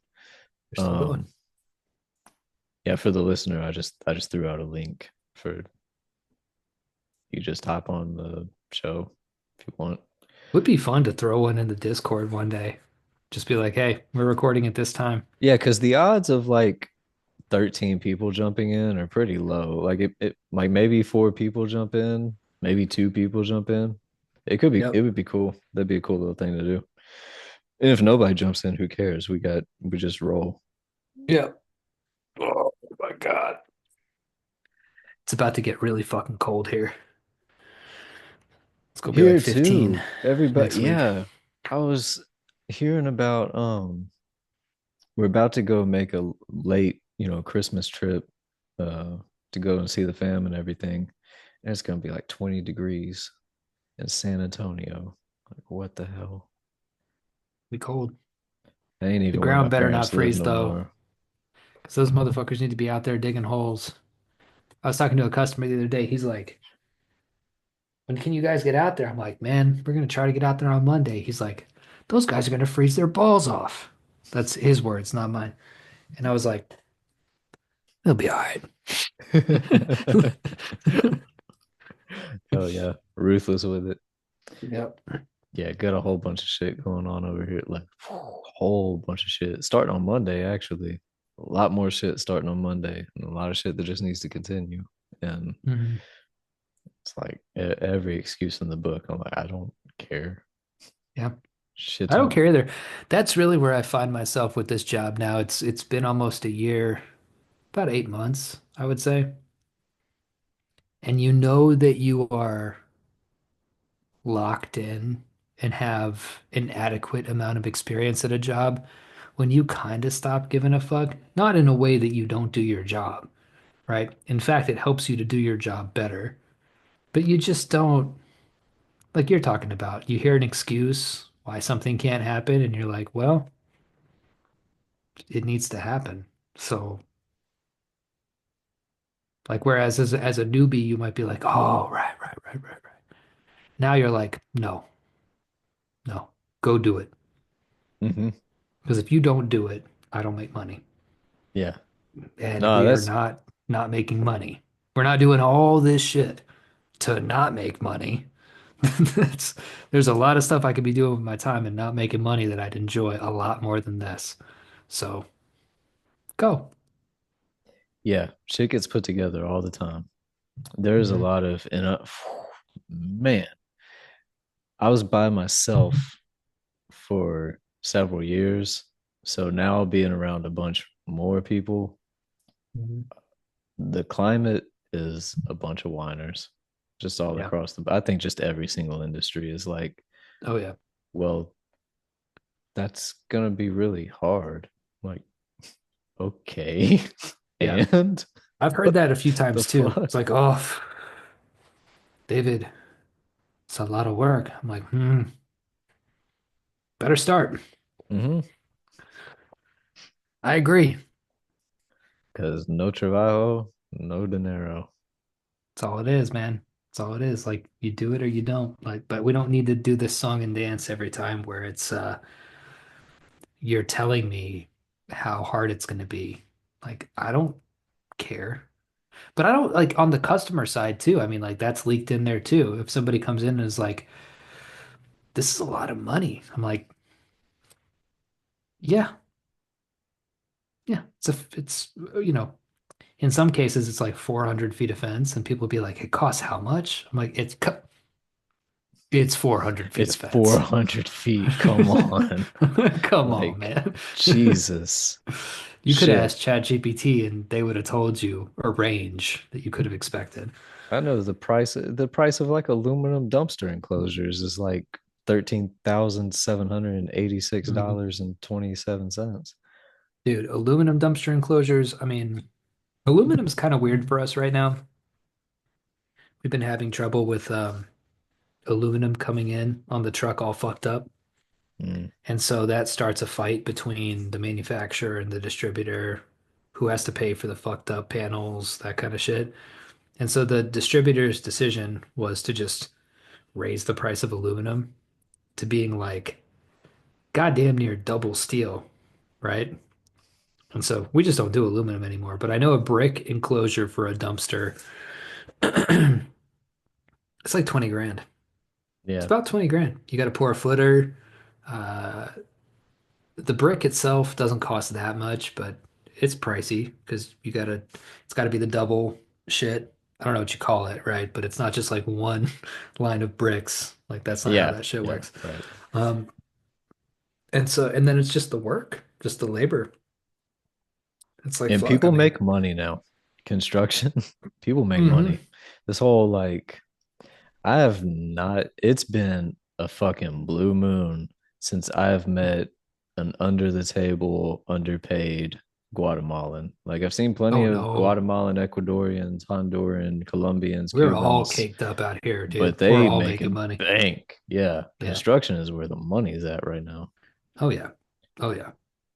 I wasn't there when that wasn't the case. So to me, I'm like, this has just been here the whole time. Yeah, You no, could it just has it hasn't. go. It was COVID, right? Like COVID knocked that shit up, I think. Maybe one of the good things COVID did. Yeah, because Or a lot of the people who were still in it, like me, who were like, I ain't doing this shit no more. I'm obviously a Mm-hmm. what do you call it? What were they calling it? What was the gay COVID term? It was essential. Essential workers, yep, Oh, yep. I'm an essential worker, huh? You gonna pay me some essential money? Hmm. So But yeah. yeah, I mean, there's a lot to like. I was talking to a customer the other day, and he was like, dude, I had a plumber come out. This guy just like fucking raped me. And then a roofer came out, and he raped me too.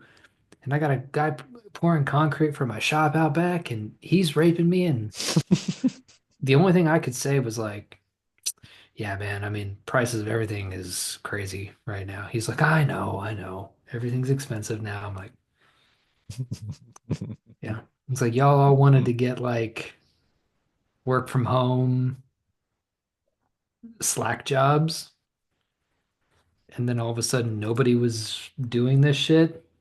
And That's then what it's almost like again, I've used the term zeitgeist a lot, but it's almost like everybody sort of realized what their value was, and they were like, oh, Mhm. nobody else is going to do this. And that's the people who have been in it, realize their value, and basically were like, y'all got like 30 minutes. Because I'm sorry, the world runs on real infrastructure. Everybody thinks we're in a digital age. I'm like, if you would get off your phone, you would realize that the world is still run by construction. Hmm. You need roads to drive on. You need It's all the shit you concrete, ignore while you're rebar. texting and driving. Like, Hmm. it's, Hmm. construction is the industry that's Yeah. never going away. It's fences, it's pipes, it's shingles, it's all these things that an entire generation of people just took for granted. It's like, oh, it just exists. I just Yeah. walk into this place, pay money, and then I live there. It's like, on the one hand, yes, but on the other hand, no. Like, that's something that needs upkeep. And the people who learned how to, like welders, dude, go back in time. I would have, when I was at Votech, I would have taken a welding class and I would have been a welder for 20 years and I would be making $300,000 a year right now. Welders, plumbers. Man, you can stop at welders because iron Hmm. workers, that is a trade that was not really passed down at all. That it is Hmm. so hard to find Yep. good iron workers. Yeah. There's people doing it, filling the void who don't know what the fuck they're doing. And that's Hmm. some scary shit. But yeah, yeah, fucking I'm gonna Dude, try it. Rowan really loves like cranes and excavators so does and Gus. Yeah. bulldozers. So like equipment operator, okay, that's cool. Yeah, yeah, Yeah. get into If that's site what you want work. to Get do, do into that. Yeah. Yeah. but I'll encourage any of it. I mean, hey, welding, Yeah, dude, about like 10 years ago. No, not 10 years ago. 5 years ago. I was in El Paso and my brother-in-law, don't get triggered. He was a union boss for sheet metal work. Mhm. Um, but that dude was fucking caked. Like he had money. And I would talk to him a lot, and he was just like, yeah, like nobody wants to work with sheet metal. We do. So we have leverage. We can make this kind of money.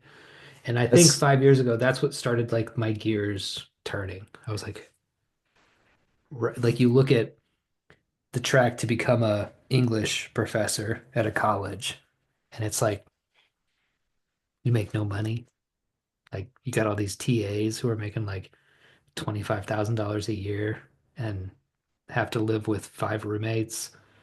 You see these IT workers, like you could get in, but because of DEI, guys who look like us, mhm. not exactly desirable.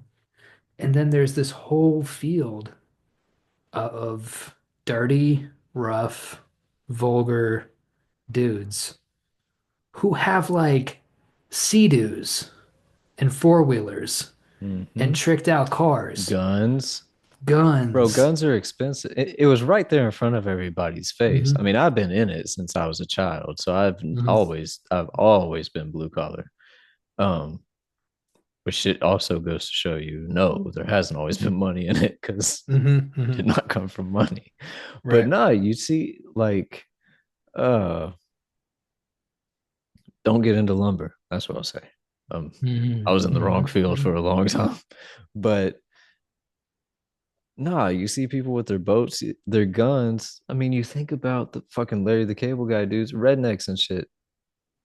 Think about the cost of ammo and guns. Where you think all that money's coming from? They fucking install HVAC units and shit. Like, come on now. That's another thing. My buddy became an apprentice like 10 years ago, and then he became a journeyman, and he's an awesome dude, but not like intellectual. Let's put it that way. But he was richer than all of our fucking smart asses, right? Like, and he would come back with like insulation in his forearms and just sweating, drinking a beer, being like, "Yeah, today sucked fucking ass." Meanwhile, he owns a house now, always has money. I mean, all these things again started like turning in my head, and I was like, okay, nothing says that you can't also write books when you do that. Like, you won't have anything to talk about with your coworkers if you bring that shit up because as far as it's going to go is like, I wrote a book, and they're going to be like, oh, cool, yeah, I thought you were gay. And then you just kind of move on with I that. literally had that conversation the other day. Yeah. Because we You were seem kind of talking, gay to me. yeah, dude asked me, was like, so ignore, like, this isn't a career question, just like hypothetical. You can do anything you want, absolutely anything for money. It sustains every need, desire that you have. What is it? I was like, writing books. He was like, so why aren't you doing that in your spare time? I said, I am. I have been for years. Hmm. He was like, Hmm. oh, cool. All right. Yeah, I knew you sucked dick. Yeah, yeah, yeah, yeah, yeah. Exactly. Yeah. Um, well, it looks like Simmons is not coming, so we should probably just wrap this shit. Oh, wait, literally, as I checked this, he said, "All right, bet, about to now." It popped up on my phone, Yep. I like just as I was saying that shit. I was like, "Well, he's on CPT for real." we yeah, we get to ask him some twin questions. Hmm. That's got to be, it's got to be one of those things where I was thinking about it the other day because Erica and I were talking about it. She was like, damn, twins. I was like, babies suck so much that it's like, what would one more do? It's kind of like when you're being tortured. If you get bamboo shoots going up your fingernails, it's like, I mean, put another one in. Who fucking cares? Yeah. We're already here. Here comes this fool on his iPhone. Here comes the sun. He's turning this shit vertical. There he is. There he Huh? is. What up, yo? What's up, What big dog? up? What's going on with y'all? We're just gooning. What? Yeah, we're Together at playing the same time? we're playing Fallout 4. Yeah, I had to kick that. You know, Dude, for a while there, for listeners, Wait. David Simmons is an addict at heart, and he got back into Fallout 4, and for a solid month, every day the post was like, I gotta find a way to get out of this like responsibility with my children so I can I can goon on Fallout 4. Yeah, it's weird, bro. So what JDO just said is true.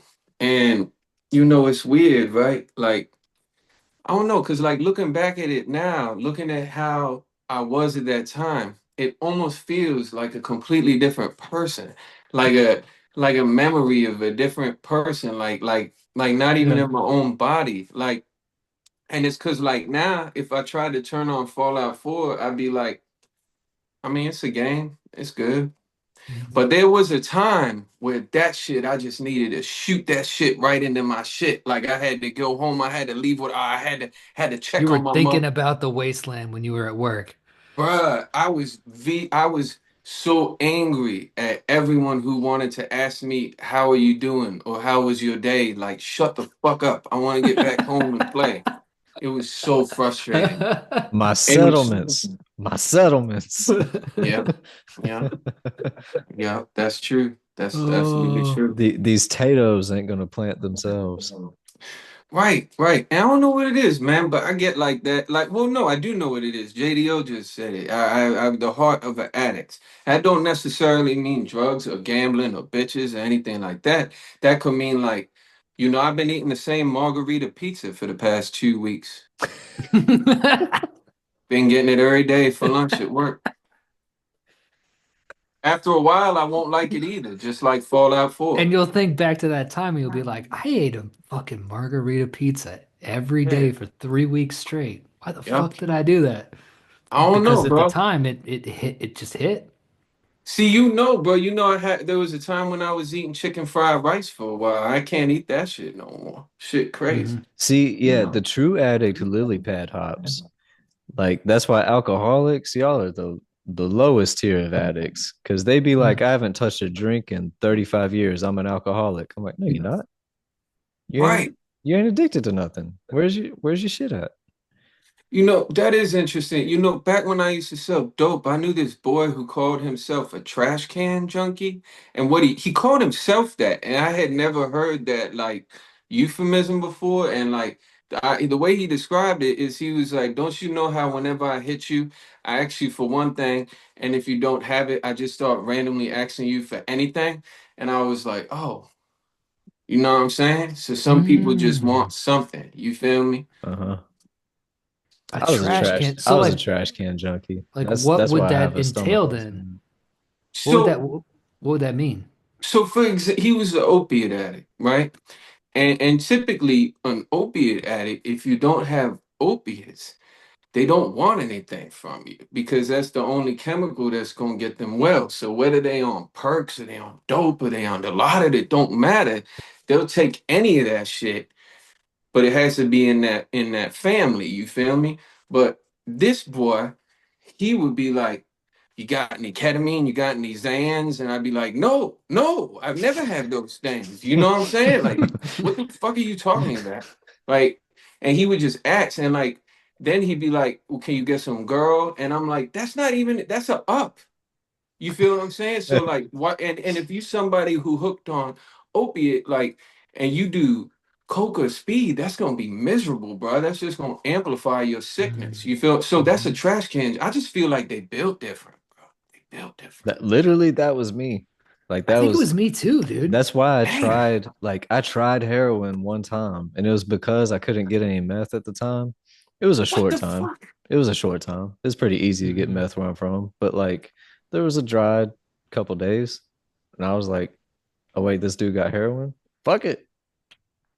But but But I it's would be like, like, I would be more like, I really like the MDMC, like the research chemicals were my thing. I was in that era where there was an open line of trade on the Silk Road for all yeah. these Chinese research chemicals. And Oh man. MDMC was great, but then they'd be like, we don't have that, right? My dude, I almost said his name, but I won't.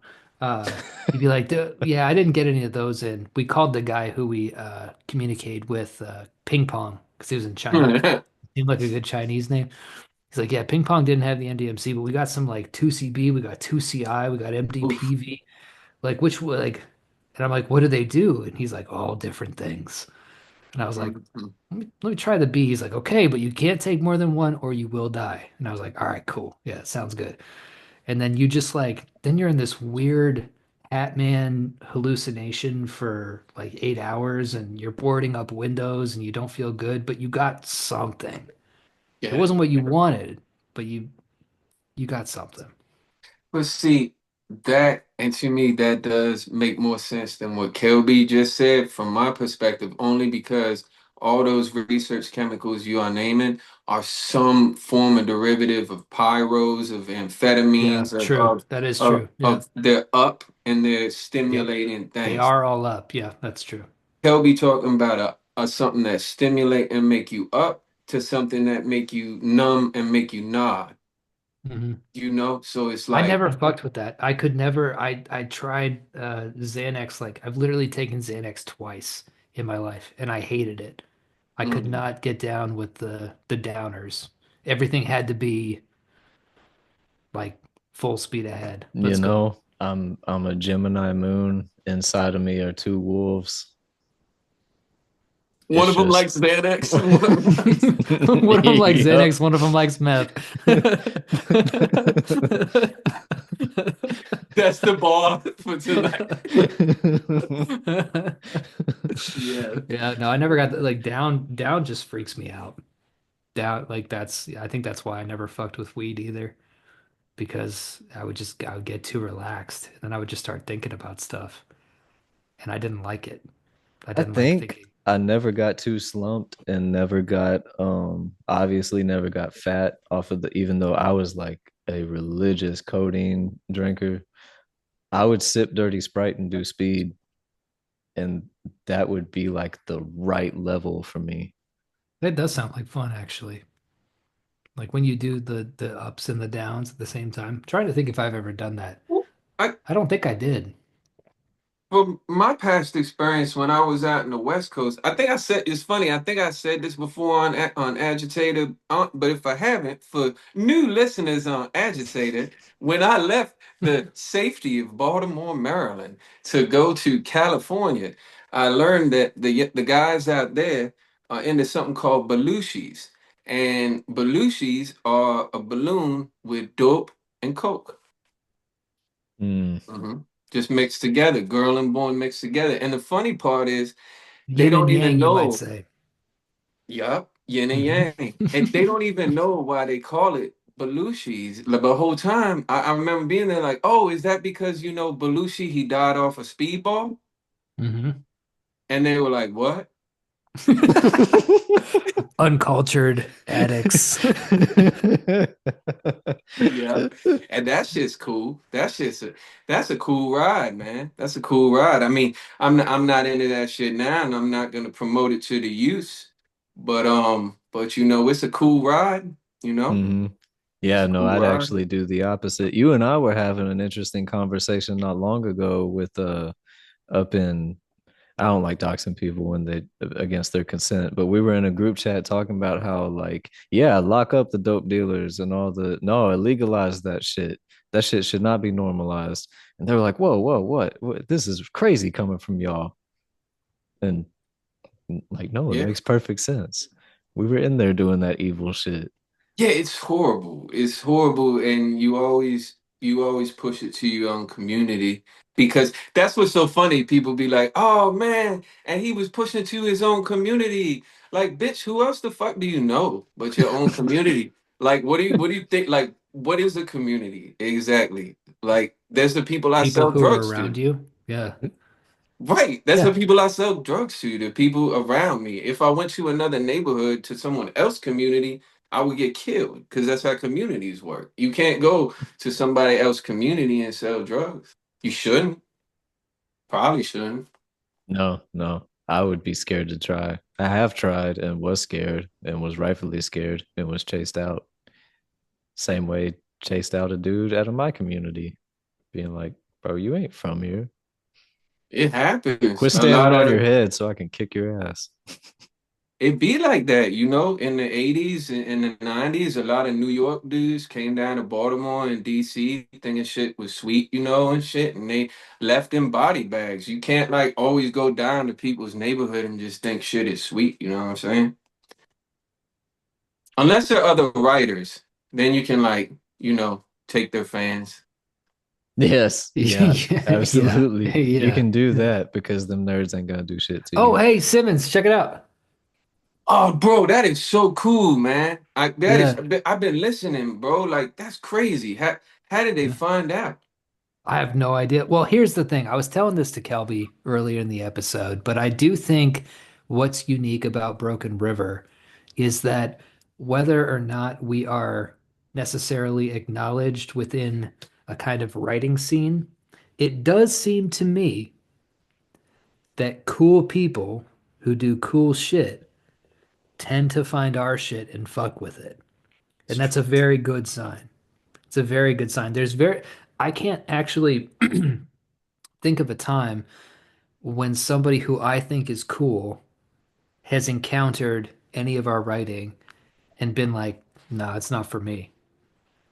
Which is, I mean, it's like Brian Evanson, perfect example, right? We all idolize Brian Evanson, and he fucks with us. He's like, yeah, no, these guys are cool. Right. The Uniform guy, like, I love Uniform. I list like their collaboration album with The Body is great. I think their solo albums are great, or not solo, but just like non-collab albums are great. And then to see that he put Ghosts of East and West at the number one, I'm like, we are those guys. Like we're good. We're good. I The felt people who are kind of co-signed by like, Uniform. I got so hype off seeing that shit. But I didn't know who they were, and then as y'all hit me to it, I realized they're a very established band. Like, oh so to yeah, see, yeah, yeah, I just, I don't know, like I've learned a lot of, writing, hanging with y'all, you know, being in this world is introduced me to a lot of different genres of music and shit like that. But then like to see one of them like fuck with my shit, I was like, man, one, that's cool. But two, whole time I ain't meet you, bro. So how did you find out about my shit? how did you Because find it? It's yeah, out there, dude. That's the thing. That was what was most exciting about this to me too, is that like I think a lot of people know about Broken River. They listen to Agitator, but they don't talk about it, right? Like the same, like that same dude has to know what Agitator is, right? hmm Because that yeah, guy has the personality where he's going to look up Broken River books and see, oh, there's a podcast, and then listen to it, and then be like, okay, and then make a decision one way or the other. But like, I just feel like there's this whole underground network of people who have always known that we're the best. yeah, And I mean, you talk to people who are like still, like Ben from Apocalypse Party, he'll tell you, he's like, oh yeah, Broken River. Like that's right, the reason why I do what I do. right. It's like, but we're just not quite palatable enough for people to be like, I love this, because they know if they dig deep into it, they're gonna have some explaining to do We're about. yeah, we're not for careerists. We're not for ladder climbers, Yeah. but that's fine because as David was saying earlier too, we are a lot of average readers, just the normal reader base is pretty based. So we Yeah. hit just readers, Mhm. fuck the writers. They fuck with our shit too. It's a lot of just like unspoken acknowledgement that we're the best, basically. Like everybody's like nobody's gonna make a post that says Broken River is the best, Right? Because they're not trying to but get they're all published thinking it. because they can't. I don't know, They're bro. all I've seen people post that about us, and then they share like a bookshelf with like our books on it. really? Oh shit, Yeah. that's cool. No, like That is back cool. there was a time period when Broken River as a whole was doing a lot of like book events. Like Hmm. all of us, like Kelby was Yeah. doing, you remember that it was like a summer, but then like we was all popping kids out now, you know what I'm Hmm. saying? So it's chill right now, but there was a time when like you was doing the San Antonio joint, Kelby, the Ghoulish, then there was a film like joint you did or something. At the Uh-huh. same time, Eddie was doing that, that big joint Twin that they do. Cities or whatever. Yeah, Yeah. yeah. And then I had all my little like Baltimore Book Festival and like Waverly and them shits. And there would be people who would like post pictures of like all the books they picked up and like they would say that we were the best. But I think it's they say with that we were the best because they didn't really know about us beyond our books. You feel me? Like if they had known about things that like might upset like well no, because the people who fuck with us, they cool, you know what I'm saying? It just they Hmm. wouldn't have been so public about it. You feel me? Hmm. You know what I'm saying? But you Yeah. But turn people on an agitator episode and it's like, welcome to the number one pro-Trump writing podcast. and then they It's like immediate and then all of a sudden when I try to show somebody the picture of the bookshelf, it say this post has been deleted. Well, Kelby was saying that we get people who sign up and then I guess they sign up, they listen, and then they unsign up, and the exit survey will say something like, these people are not who I thought they were. It's like, no, we're exactly who you thought. Why do you not think that the way that we think about other things outside of art is not part and parcel of what makes the art good in the first place, right? That's The what I've said ability. for Right. forever. Look at all my fucked up characters. And I've been very open in interviews and from the jump about how I present myself. I've been very open about where I come from and that all this shit is inspired by like real life shit. I write about dirtbags. What makes you think that like I'm not We're also yeah. I like kind of scummy? I don't know what anyone thinks about my political views because I've never really been public about anything. And I Yep. assume that everybody assumes the best of whatever they believe is good about my political views because, you know, I defend a lot of people. I'm an ally to a lot of different people, but not because of their identity, but because I fuck with them. You feel what I'm saying? Mm. But Yes, they let's but they go. they think But they that see that means you're a Jewish man who has a black family, and they think, "Oh, cool. He's one of us." so right. But if I've never made it clear, my political view before anything is capitalism, like Mhm. beyond anything else. And I don't think that I ever say anything publicly or write anything that would imply otherwise. Like everything I write about is get that fucking bag. Isn't that like Hmm. the main definition of like Hmm. it's literally about getting the bag. Not the in the other the antithesis of that that whole to each his own and to own his own whatever the fuck type shit. Yeah, I don't believe in that. I believe in getting that bag. So Hmm. that's my political view, capitalism and I mean, isn't that what Worm is doing? I yeah, mean, exactly. I Yeah, mean that's that in both books. That's what right. Worm is fucking melting from radiation poisoning, and he is the that's why this book hits so well symbolically because I feel like people can relate to it, but Worm is just getting the shit kicked out of him. He's seeing wild shit around every corner. He can't help but get into like the worst possible situations with everything. He's dying, he's melting, and he's not trying to get the bag, he's trying to get from point A to point B, but that is what capitalism is, right? I mean, it's Yeah. just you're just trying to get from one point to the next point and maybe have a little something to show for it at the end of it. But yeah, Ghost of East and West And, is a hyper capitalist book. It's like, and yeah, that's keep going. And and I know you know that, other than the fact you edited both of them, but you know, it's so obvious too. You know, I feel like everyone who's not a reader or a writer should get that.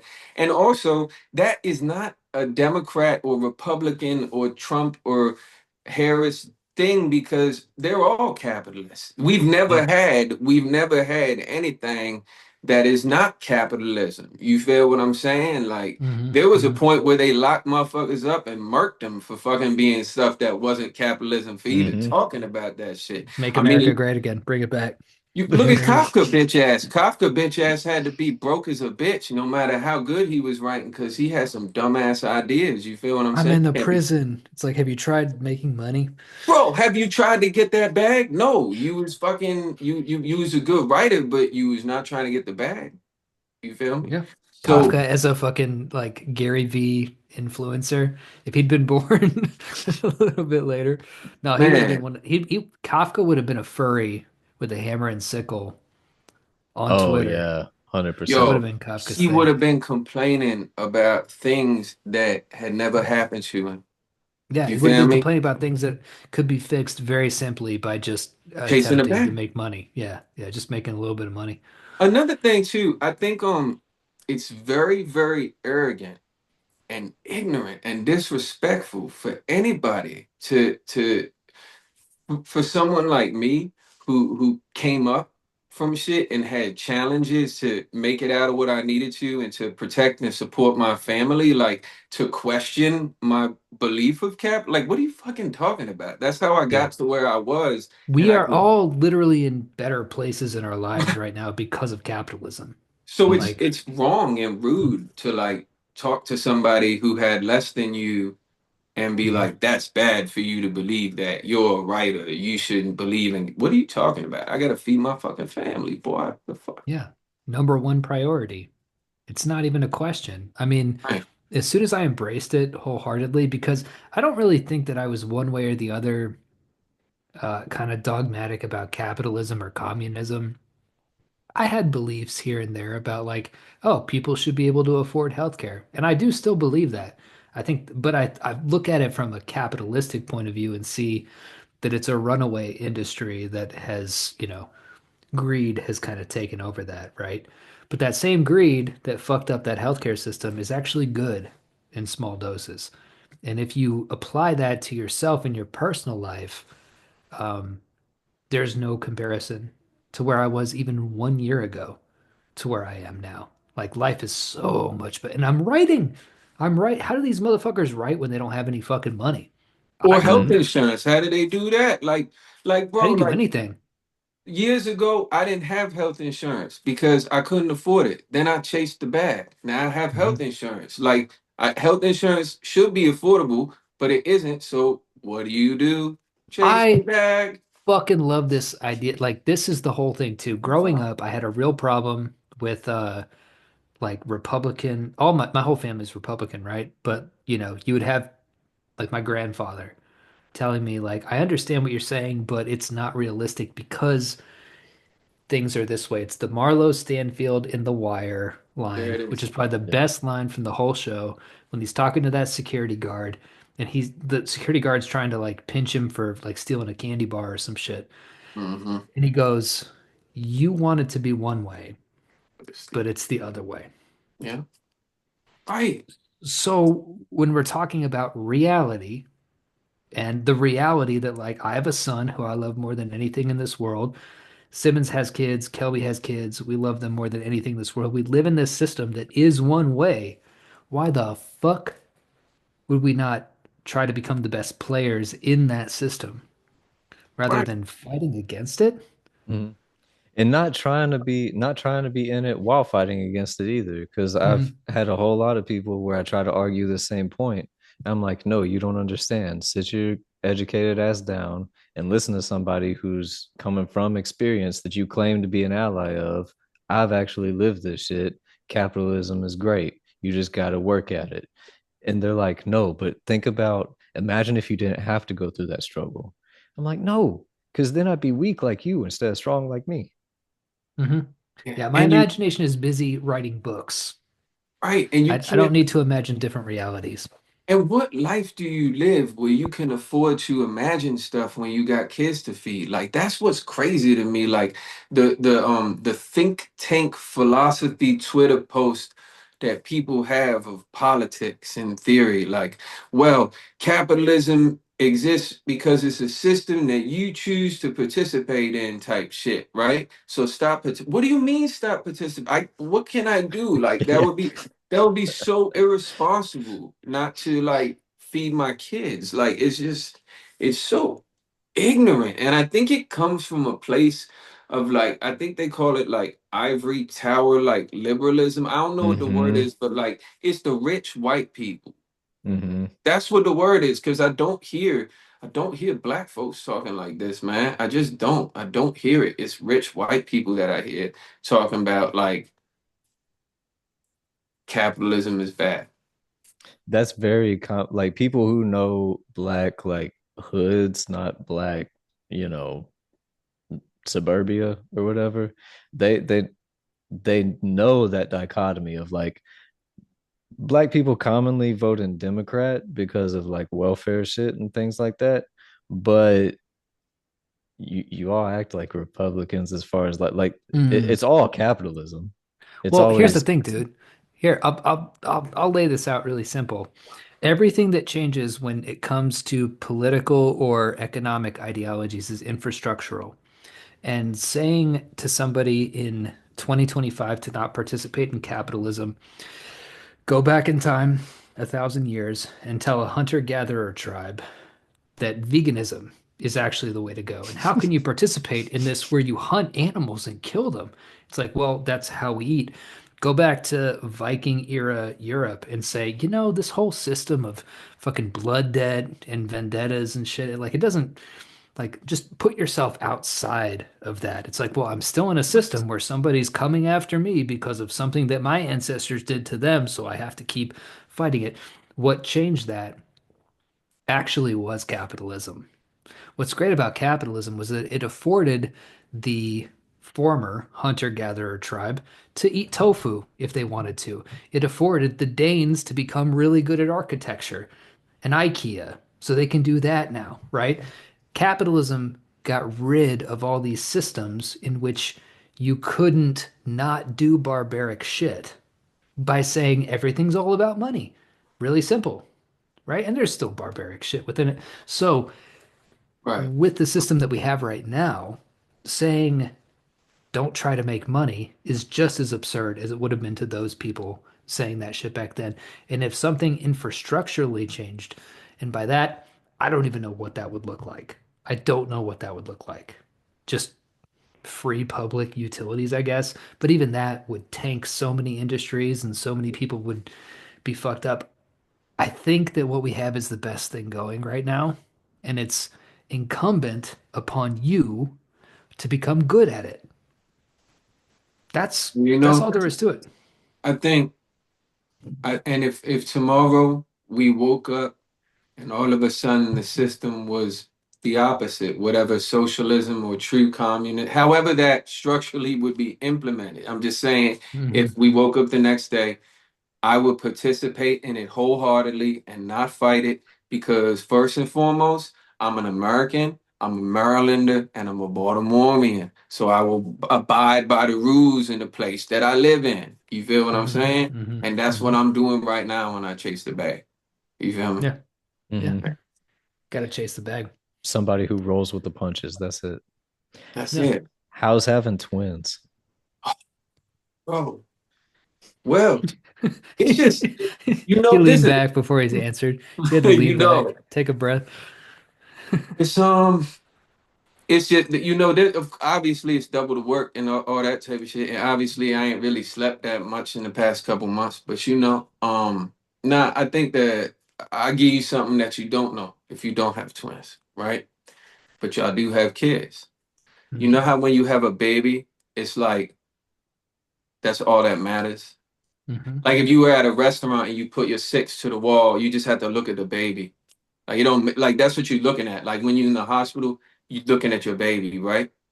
Well, and it's easy because all you got to do is just be focused on your new baby. Like that's because it's one. But with twins, it's weird because you gotta like I don't so it's like and I've never been a jack of all trades, master of none, bitch ass boy. Like I hate that shit. You know what I'm saying? I like to be like really good at like I like to goon at Fallout for a month. You But grind like glass. You're good at grinding glass. you feel me, brother? I Hmm. appreciate you. So it's like that's what you gotta do. So it's weird, like the dividing of that. So it's like it's weird when you're like feeding and changing one after like in the middle of the night and then you sit down with one and you like zombified like in the middle of the night and you're like, oh shit, I got another. What the fuck? You know what I'm saying? Like, and then where'd I leave her? Type shit. You know what I mean? Like, but you ain't gotta worry about that when you got one. You feel me? Right, So right, right. Yeah, that makes sense. yeah, that's the main difference, I would say. You Do you know. like one better? Wow. You know what? I'm gonna definitely put that on there so we can show them later. I'm gonna tell you right now, Halo is way more chill than Rain. Man, Rainy is annoying as fuck sometimes. Like all she do is follow me with her eyes as I walk around, right? And if I walk past her, she's fucking screech, and then I gotta pick her up, right? And she Hmm. got these big wide eyes like Lil Durk, so I call her Lil Durk. You know what I'm saying? Hmm. Because she got Hmm. the big old like crazy fucking eyes, and she watch you. Whereas Halo just be chilling and smiling every so often. You can give her her bottle and put some receiving blankets on there, and she can feed herself and shit. Not Rain, she flipped the fuck out, but she annoying. She It's going to be needy. interesting to see if that dynamic continues throughout their lives, right? Like if That's what one I of was them wondering. remains chill, if some kind of equilibrium is reached, or if they flip-flop, right? Like they hit 6 years old and it's different, you Like know? in Dead Ringers. Yeah, like in Deadbringers, exactly. Exactly. How does Juno feel about these girls? Yo, she real bossy. Hmm. It's I've hilarious seen because from the videos that you sent, she seems like she runs shit. yeah, yeah. She's been totally fine with it. She's been great with it. She loves her sisters. Yeah, no, no, no. She still gets so much attention. And my daughter is a sweetheart to me and all that, but she's very intelligent, and when you're very intelligent you're often a dickhead, and Mm. she's very like mean and bossy to them when she can be, so like she'll just like walk over to them when she has like a candy or something and be like, you can't eat these, little girl, and like bobbing her head like that and snapping at them, just yelling at the twins for no reason, or like, I gotta brush my teeth this morning. You don't have none, like that. You feel me? So like that's how she deal with them. That's You a know what I cold mean? bar too. It's like when you're intelligent, you're kind of a dickhead. That's Yeah. that's true of any age. We need to make some more agitator merch, and that needs to it's That's a 2025. When you put some when yeah. you're this When you're intelligent, you're kind of a dickhead. yeah. Yeah. Yeah. That's good Yeah. shit, man. So what have you been into, dude? What have you been vibing with in terms of movies, games, books? Mm. What you been into? I haven't played a video game since the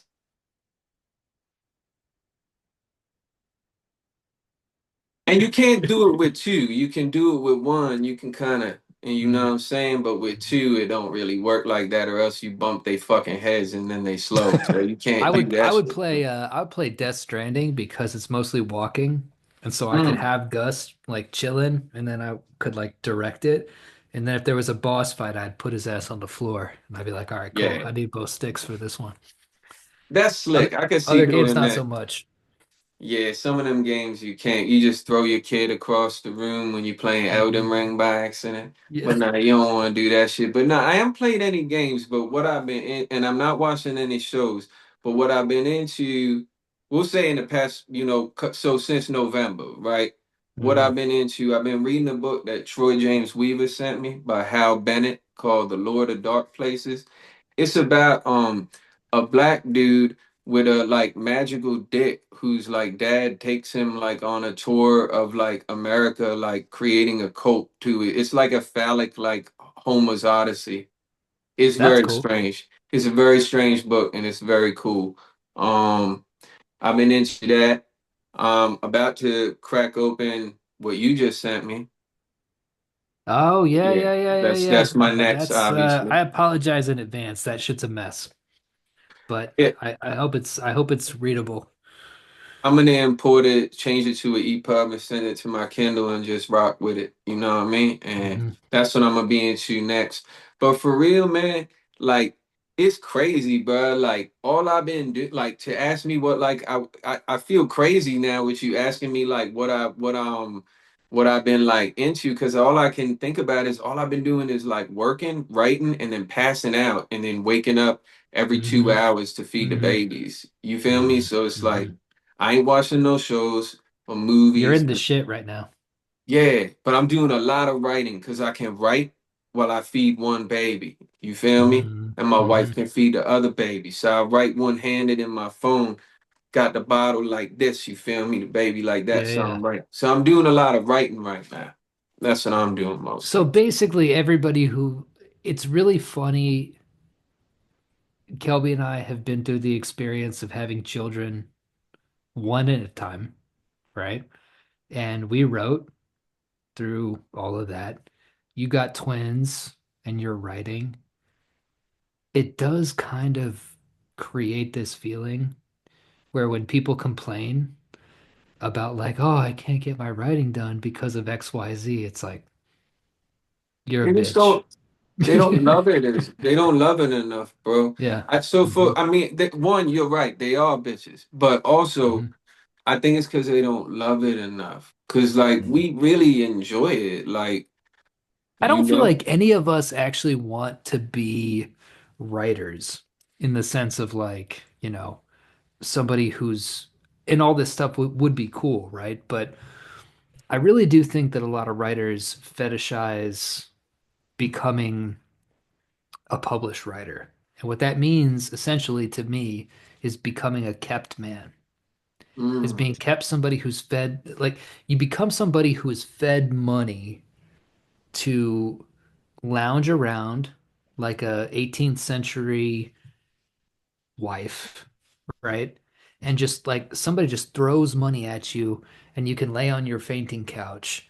And when you have an idea, you can force yourself, peel yourself off that leather fainting couch to like write a sentence and then pass back out. That's what most of Uh, us want. uh. But like, Oh, I'm a motherfucker who really likes storytelling and the cool shit you could do with it. yeah, I don't want to be a writer. I want to write. Right. Bars. Yeah. Bars. That's it. That's That's it. a shirt right there. Yep. Yep. Yeah. And so you do it no matter what because I mean, no matter what was going on in my life, I'd still hit my vape because I like it, right? So no matter what's going on, I still write because I like doing it. Yeah, yeah. Pretty much that simple. Writing is fun, and like I remember at one point I would go on like a lot of interviews, and I would be like I be writing to deal with the shit that I've seen and experienced so I can process it. And now I'm done processing shit, so I no longer have shit to deal with.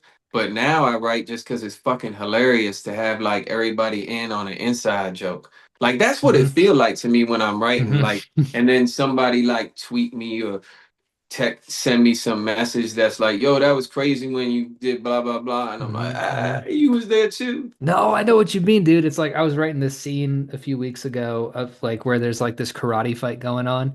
And the way I staged it is there's this alleyway. And in the alleyway, there's a bunch of holes cut into the drywall of this building, and people put their asses up to it, like to get randomly fucked, Mhm. right? So it's this alley of people having random gay sex, and a fight takes place in it. And so, like, stray knives are going into butt cheeks, and butt cheeks are getting cut off. And the whole time I was writing that shit, I was just like, you guys, you other four people are gonna think this is really funny. I And already that's did. that's that's why I was writing it. I was like, they're gonna Thank think you. this shit is fucking funny. I do, bro. I want you to know what I pictured right there as you told me it was like that scene from Old Boy, Hmm. but with But with like, asses. yeah, yeah, Yeah. yeah, yeah. Yeah. In the, That's with the silhouette of the fighting, but the asses there's getting asses out. fucked. Yeah, You know yeah. what I mean? And That's what I there's a pictured. line I wrote where it's like somebody throws a throwing knife and then somebody deflects it with their sword, right? And the knife goes into a butt cheek, and the person who gets hit with the knife goes like, "Oh!" and the butt cheek like disappears, like the butt disappears because it got st like Perfect. it's just funny to Perfect. me. It's Yeah, just it's it also like I write too just to like just because like also I want to like not outdo the writers. I not no, that's not the word. You know when writers go bar rappers go bar for bar, like remember Jada hmm. Kiss and Styles P Yeah, used to do that of shit? course. Yeah, Yeah. yeah, yeah. So Hmm. Yeah. like that, it's more like I want to read y'all shit and be like, yo, wait till you hear it, and then give y'all some shit back. And y'all like, oh shit, now I got it. You know what Hmm. I'm saying? So like a lot of it's that too. A lot of it's that bar for bar stuff, feeding off energy. And That's where it's healthy, dude. That's where it's yeah, like not competing with anybody else, just with the like that's why the five of us are so strong. Hmm. Because like Like it's somewhat Eddie's competition, but that's the yeah, that bar for bar, that's exactly what it is. yeah. Or Because like no, if people Eddie are having all like, these books, it's like, okay, I gotta write that much, right? To get on his level, right? Or Simmons drops some shit. And I'm like, damn, this shit is funny as fuck. Like I gotta or and then Kelby comes with like the lyrical shit, and I'm like, okay, yeah. so one time I wrote a short story and you, JDO, you responded in a group chat to your feedback to the short story was there was a part in it where you were like, oh, it was very gross. Like I forgot what your response was, but that it was like, it was the one where the dude take the claw hammer and rip his nostril, his septum out just because he Hmm. bored in the prison cell, right? And Hmm. he don't know what to do, so he just do it. Hmm. And you were like, that was physical. I don't remember what you said, but you reacted that it was like very gross, nauseating. Hmm. And but I didn't get all graphic for real, like a Hmm. lot of extreme horror writers do. Or I was very like limited in the gore. It was more so implied.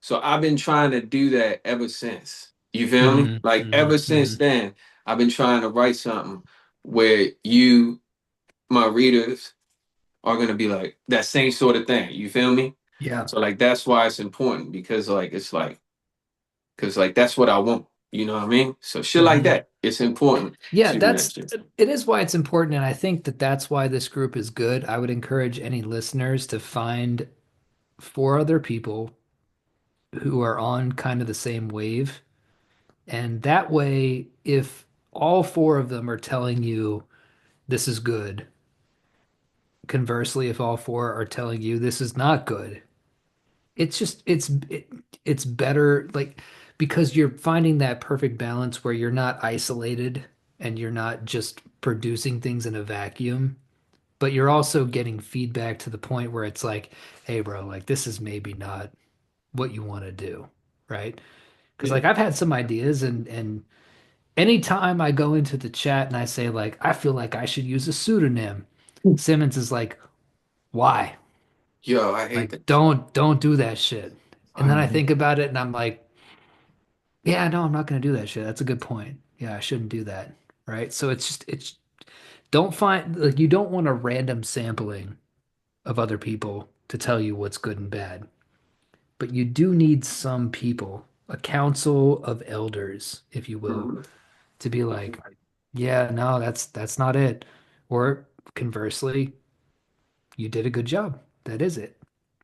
And different people can offer different things. Like I didn't have the experience with the scene itself. So if I hadn't met y'all and linked with y'all, I would have ended up being like one of them rappers who goes from open mic to open mic trying to sell their CDs. You understand what I'm saying? I'd have Mhm. been Hmm. like Hmm. at literary event to literary event trying to make it in the literary circles rather than trying to get readers, which is what you want, you know? You Hmm. don't want to go to an open mic or a rap battle and perform in front of other fucking rappers waiting to perform. You feel what I'm saying? You wanna have a table at a festival. You feel me? It's Hmm. therefore. Sometimes I'm so jealous of your position where where it's like you came in pure straight to like the Broken River crowd. I'm lucky. Yeah, yeah. Yeah, I I'm am. not like legitimately jealous. I'm No, just I like, but but it's yeah. no, you guys had to bump your heads in some things. I mean, the way I picture it, JDO, when you were in like maybe I'm wrong, but the Bizarro and like the crime noir, like in those scenes, you probably, went to a lot of events and participated in a lot of things, right? I did. I did. Yep. I Yeah. did. He was a bit unbearable for a minute there. I in what way? What are you talking about I'm unbearable? kidding. I'm kidding. Yeah, with the Bizarros, I think what I learned the most important, like I learned a lot of really good shit about what sells because hanging out with becoming friends with Carlton Melick was huge because like say what you will about what he puts out there, like the motherfucker built a life for himself that's Mhm. he all he does is like watch K-pop videos, play video games, and write books. That's it. End of story. That's his life. So whatever advice he gives is good. Um, with the crime writers, I learned a lot of. I was in my 20s when I was in that group, and I learned a lot about just responsibility and how to approach this thing as a bag getting opportunity, right? It's like I think that writers have to know that this is a job, right? Like here's a good example. So when Low Down Death Right Easy got translated into French and they flew me out there, I I was scheduled to do a signing, right? I was like 27, 28 years old. We're in this little town in the south of France, and for the festival, they brew their own wine and they give it to you for free. So I was just drinking that shit. Like you would finish a bottle and they'd be like, there's another one. And to 27-year-old me, I was like, oh my God, I'm in paradise. This is great. And so I drank a bunch of it, got really fucked up, fell asleep, woke up at like noon the next day. I missed my signing, Oh, right? And so I showed up to the book festival. I sat down where I was supposed to sit down, and there was another like more seasoned writer who was like, "Hey man, there were a bunch of people who showed up to talk to you and like get your oh. signature, right? Like you're in the program for this time. You weren't there." And they were really disappointed. And he didn't scold me necessarily because he didn't have to, because I felt that shame, right? Like being a writer is not carte blanche to do whatever you want. Like you still have to show up to things on time. And the way that that expanded out into my understanding of what it is that we're doing is that we are in, like, we're not doing this in a vacuum, right? Like we're doing this for other people to have a good time while they're experiencing the things that we create. It's not this thing like some tweets that I see from some particular people where it's the solipsistic, narcissistic, I just create my genius and people are blessed by it. It's a transaction. It's a capitalistic transaction in which you take your talents and you sublimate them into a product that people can then enjoy, express joy to you. You can express gratitude back to them, and it's this great ecosystem. But I do think in terms of bumping the head, that was one of the biggest ones for me where I was like, damn, I just wrote this fucking book while I was geeked up on 2CI or whatever. And I thought this was all fucking fun and just bullshit. And it's like, no, like you hurt people's feelings by not respecting this ecosystem and this game that you're in. And I took that really seriously. And so now 10 years later, I'm much more concerned with something that I thought I would never be concerned with, which is what is the reader experience like? Like, are people having fun? And a lot of people don't get that, right? Like the Blake Butlers of the world can write word salad and be okay with that. So first of all, that story also hurt my feelings because Yeah. all I could think about was like the South of France version of JDO, who Hmm. like saved all his. I don't. What the fuck is their money? Is it a euro? It's a Is that euro. what? Yeah. I Yeah. I didn't Yeah. know Yeah. if it was like a franc or something, but It like. was at one point It before the was, euro. right? Yeah. All right, so Yeah. look, right, so like he saved up all his euros from working his like South of French job, and he Yeah. was ready with his copy, his two copies of Yeah. Look Yeah. Down Yeah. Yeah. Death. And then he went there, and then you did show up because you were drinking fucking wine. You weren't even doing MDVPP. You were fucking drinking wine. You Yeah. feel me? You know Some what I'm basic saying? bitch shit. Yeah. Yeah, and then he went home and killed himself because Yeah. No, crazy. I felt really bad. And I feel like that's a really important, to me at least, it's a very important origin story about where I am now. And it's why I'm so obsessed with like learning craft.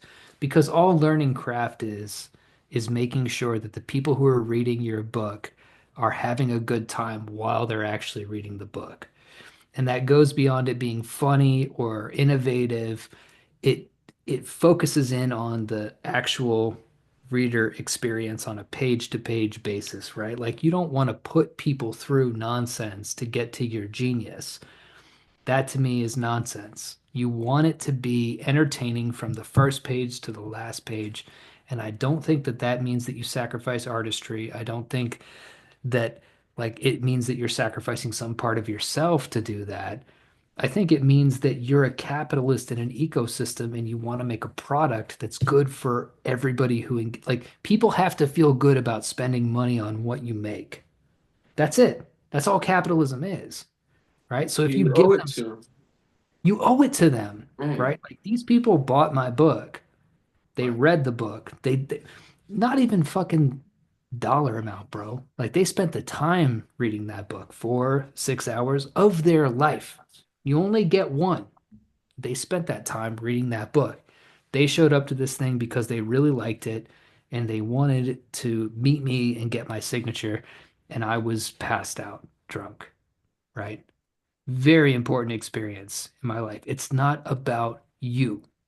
And I think that as soon as writers understand this, the whole culture will be different because most writers that I see are completely self-absorbed people who just want to be worshipped, right? And they want people to look at their fucking dashed off slop as quality because they have some daddy issue that they haven't resolved in themselves. And it's like, no, I want to make something for 10 hours, people are having a fucking blast. And then when it's over, they're like, damn, I wish that was 20 hours. Yeah. That's it. Mm-hmm. Yeah. That was I had a moment that felt like that I had like the opposite of your South French moment at Ghoulish Fest when this dude brought a bag. You can ask Tishi, he was sitting right there. Dude brought a bag full of books he already had of mine and was Mm. like, I'm gonna need you to sign these. I was like, Hmm. let's go. Mm. If I was It's cool fucking off shit. at the bar right now, or if I was like, hey, somebody wash my table because I'm gonna go, not focus on my books, the reason that I'm here. Oh, And because you showed up, he went home and killed somebody else. yeah. That's right. That's He right. he did a Chris Benoit instead of a suicide. Exactly. No, But that's nah, what's nah, we owe it yeah. to them. We owe it to them. We owe it to them because a book is a huge investment and time is such a huge investment. I was just talking to my wife about that. I was saying, we married, so we share our money. So the only thing we can offer each other is time. You feel me? Like that's the Hmm. Mm. only thing Hmm. that's like a valuable currency you can offer. And like just respecting the value of time plus money, the consumer's time, the reader's time with that. It's a Right. way Yeah. bigger investment than anything else that you get. Everything else is instant gratification, but a book is not. You How feel would me? you feel if you read all of Charlene Elsby's books? Mm-hmm. And then when you went to go meet her at VoidCon, it was like, oh Mm-hmm. no, she took some pills, she's out. Like Oh, I would she's be. good. What? Wait, hold on. Like if like I went down to meet Charlene Elsby at VoidCon Hmm. and then I found out that she was like passed out off pills in her hotel room, like I knew Hmm. that. No, that would Hmm. be tight.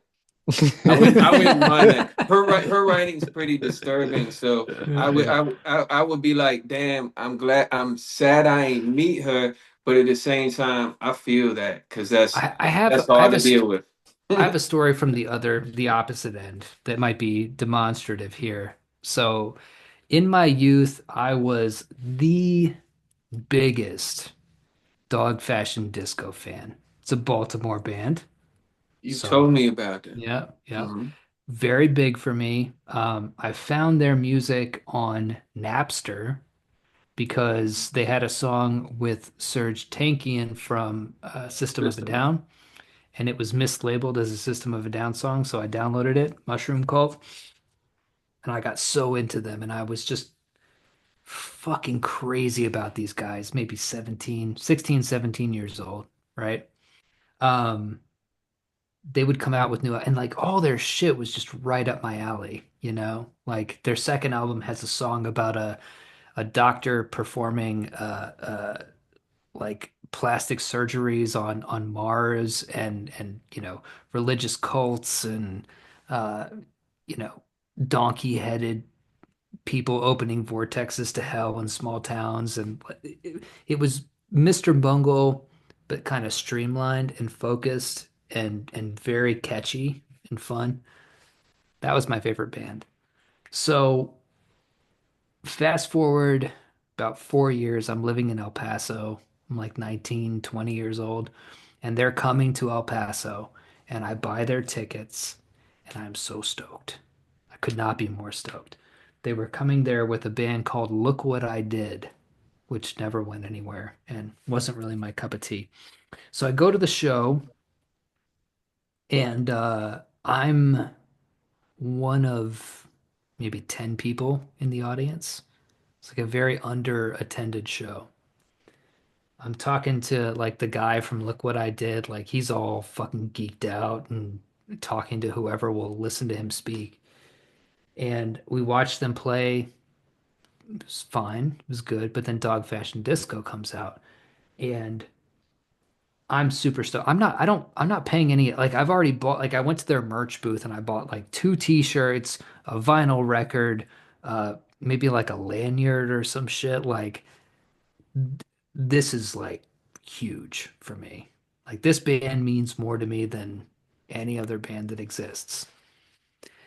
And so the band comes out and they play a song and it's great. And I'm doing my best to just like be one of the only people there who's like paying attention to them.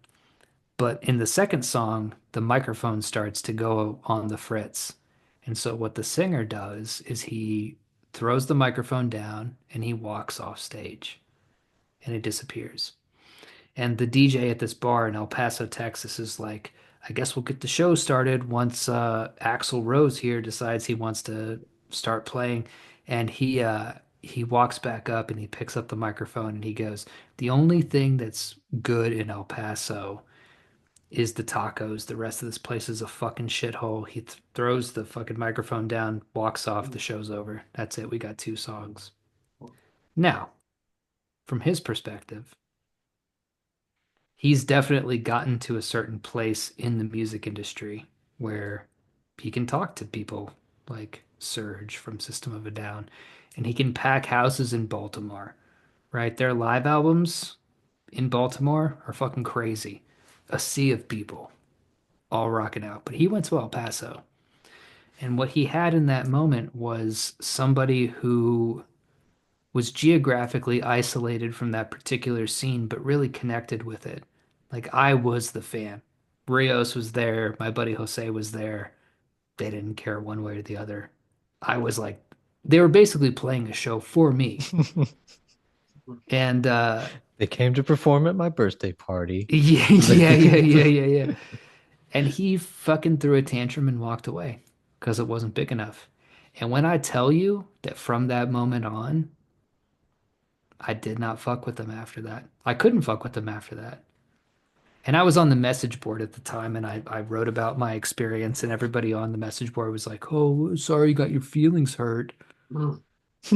But That was it me. My wasn't, bad. yeah, that was Kelby. Yeah. But that was like, I feel like that's an instructive story about how to compose yourself as an artist in all of this kind of shit. Like, if they had just played the show, I was the only one there, and I didn't care one way or the other if the microphone worked correctly. I was there to fucking rock out. How you do anything is how you do everything. And so you can't be drunk off wine if three people want to talk to you about your book. You can't throw your microphone away and stomp off if there's only one person in the audience looking at you. Like the Because that people who one make it, person could have the most popular podcast in 12 years. yeah, and put you on fucking blast. I'd love to get them on the show, And actually. bro, We should ask them if they want to get on the show. Be like, we have Baltimore legend David Simmons on all the time. bro, this story was an emotional roller coaster for me because I know you brought up this band in the group chat before, but I don't think for whatever reason, I never like searched them and listened to them, you know? Hmm. I don't know if I just whatever. And as this story progressed, I was like, oh man, soon as I gotta get in the car, that's the first thing I'm putting on. I'm gonna search whatever they got on YouTube. You feel me? Like that's what Hmm. I'm thinking, right? And as this story goes, and now I fucking hate them. I hate them so much. I'll never listen to them ever. And like, Mhm. man, that's crazy though, because like that's like what they say though in like retail and like customer service or whatever. Like one bad situation tells like 10 people, but like one good situation they might tell like one other person. You know what I'm Mhm. Hmm. saying? So that's why you gotta go like extra hard and be good to people and shit like that because you fuck Yeah, up some shit because they gonna who the serve. fuck, who do you think you are? Right? Who do Yeah, you I think don't you know. are? Like, we're in capitalism. We talked about this. Like, we're in capitalism. Like, I, when one person talks to you and says that they like your shit, you treat them like they're the only person in the fucking world for that moment Hmm. because they gave you their money and their time to enjoy your shit. Like, I understand if you get to like a Brandon Sanderson level and 1,000 people all want to shower love on you at the same time. I get that you might have to truncate that for logistical reasons, but if you're like us, like you I guess the broad point that I'm trying to make is that one thing that does disgust me is that there does seem to be a kind of writer who's in it for the self, who's in it for the being showered with love, but very few that I see that actually treat it like a customer service situation where you are being a grateful recipient of that love and giving it back to people at least as much as they're giving And it to it's you. it's even just how much you present yourself, because like logistically, even for me, I can't answer a whole bunch of shit. I can't like personally interact with a whole bunch of people, just because I'm busy and got kids. And I want to write. I don't want to respond to Instagram messages. I want to write. Mhm. But being present in where you're at, you're here at a book signing, okay, realize people showed up for your book. And like those same people who are all about chasing the prestige, they also want to be like, man, nobody reads. Like, what are you doing? What are Then you why are Why you are doing? you even doing doing it? it? Yeah, Yeah, why are you because doing it? Yeah, for And then, what reason? and that's the thing too. When I see like other writers that be on like talking about like how it give them anxiety, they had to talk to all these different people and like shit. Well, look, man, not everybody like everything about their job. You know what I'm saying? And like that's like a teacher thinking that they only supposed to teach the hours they in. Part of their job is still when they leave school, they still got homework to grade and test to grade and shit like that. Like Mm-hmm. as a writer, you don't just write the book, get it published, and you done. You know what I'm saying? You got to show up, and part of that is well, you know what, Kelby, like what you said, bro, I don't want to sound like a lame and be like it's overwhelming the amount of people you got to respond to on social media, but we'll just call it time consuming. And it's time being valuable and more valuable than money. It's a time I don't always want to use. But there are ways to mitigate that, as you know. And what that is when you have like 150 comments, right? You go on Facebook and you like every single one.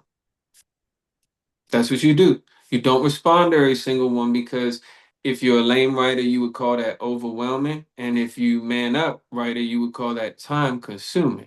So, but to respond to each one, but you go like each one. So it's part of the job. You feel me? Mm-hmm. It's part of the Mm-hmm. job. You know what I mean? Even if you don't like it, you got to do it. You just got to find ways to make it less whatever. You know what I'm saying? So you can do it. But it's part of it. Yeah. Yeah. And the deeper philosophical question about all this is like, what responsibility? This is like, so I see tweets from, even people who I like, right? I feel like Troy would be on the other side of this.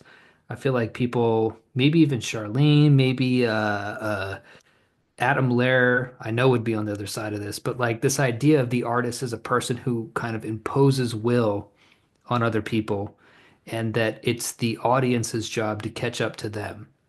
It's your Blake Butlers, it's your experimental writers, it's these people. Like I don't know if I accept that, right? I do think that we have a responsibility to meet them at a certain point. I do think that. Like these are people's lives that we're talking about. Like this is time that we're taking up. Kelby was talking about a book that he picked up 4 lines in. My man dropped that book. No. And that's because I do the same shit. I value my time. I Right. value my time too. So if I start a book and it's not good, I drop that. But what about the people who don't have that? What about the people who are like, I'm going to follow this and see where it takes me? And if your whole thing is that you're just pumping out genius, like from your ass, and people can like it or not, and I don't really give a shit, and yada, yada, yada, I don't pay attention to any of that shit. It's not about paying attention to what people think to the point where it affects what you do. It's about realizing that a certain level of craft and discipline and respect is necessary to have a good back and forth relationship with your audience, right? If you want to take a risk and that risk doesn't pay off, I feel like you're scot-free on that if you do it in good faith. But if your whole goal is to just type words and see how long people can endure it, I kind of think that's fucked up, dude. Like, I don't Yeah. think that's Think right. think about this podcast. Like we've had the most experience with directly interacting with our audience through this podcast because we charge money for it. We have a Discord and all this other shit. So we've been able to see more directly than our book sales how people interact with us in this way. And we have always just tried to make the show better, more entertaining, better, easier to listen Hmm. to. Yeah, Like we always show up and perform. And we have people come in and out. And we have people who have fucked with it from day one. We have people who just jump on and they're like, all right. But we always have tried to deliver a good product. So it's not catering. It's it's just respecting exactly. the audience. Exactly. Exactly. If we're talking about it from like a building fence perspective, right? Like I don't cater to my customers. If they're like, we want this, this, this, this, and this, I might say there's three or four things I can't do there, right? Because it won't be good if I Yeah. do them. But I'm not going to be like, I have a vision for your fence, and that's what Right. I'm going to install. Yes. Yeah. Whether Yeah. you like it or not, that's what you're going to get. No, That's it's crazy. a fucking balance, right? And books are the same way. And so the reason why I'm so passionate about this right now, like I said, is that I've just seen a lot of shit about how writing is this pure creative exercise where you exude your persona onto the world and people either accept it or don't. And I think about it much more capitalistically. And I Me think too. like on the one hand, am I ever going to write a romance novel? No. Am I ever going to write a mainstream down the line thriller like James Patterson? No. But what I'm not going to do is take that as an excuse for me to just jack off in front of people, right? And hope that they pay me for it, right? I am going to learn craft. I am going, like, this is the book I'm using right now for my next book. It's called Blueprint for a Book. A lot of By a people would look at girl. that, Jesus Christ. buy a girl, buy a fucking girl. And the Wow. other book that I'm using, the fantasy fiction formula, is also buy a girl, right? But I'm using these because I'm not going to pump out bullshit that nobody likes and nobody reads, or that people do like, but a lot of people don't read. I'm in a capitalistic relationship with these people. And the capitalistic relationship is not that my personality is so strong and that my insights are so brilliant that people will just show up. There's a level of craft necessary to do this thing. And I implore people to take that seriously. Yeah. Preach. Was Yeah. crazy. Meander, Spiral, Explode, and Bird by Bird. Also, women. Women really good Also, at women. giving advice on writing.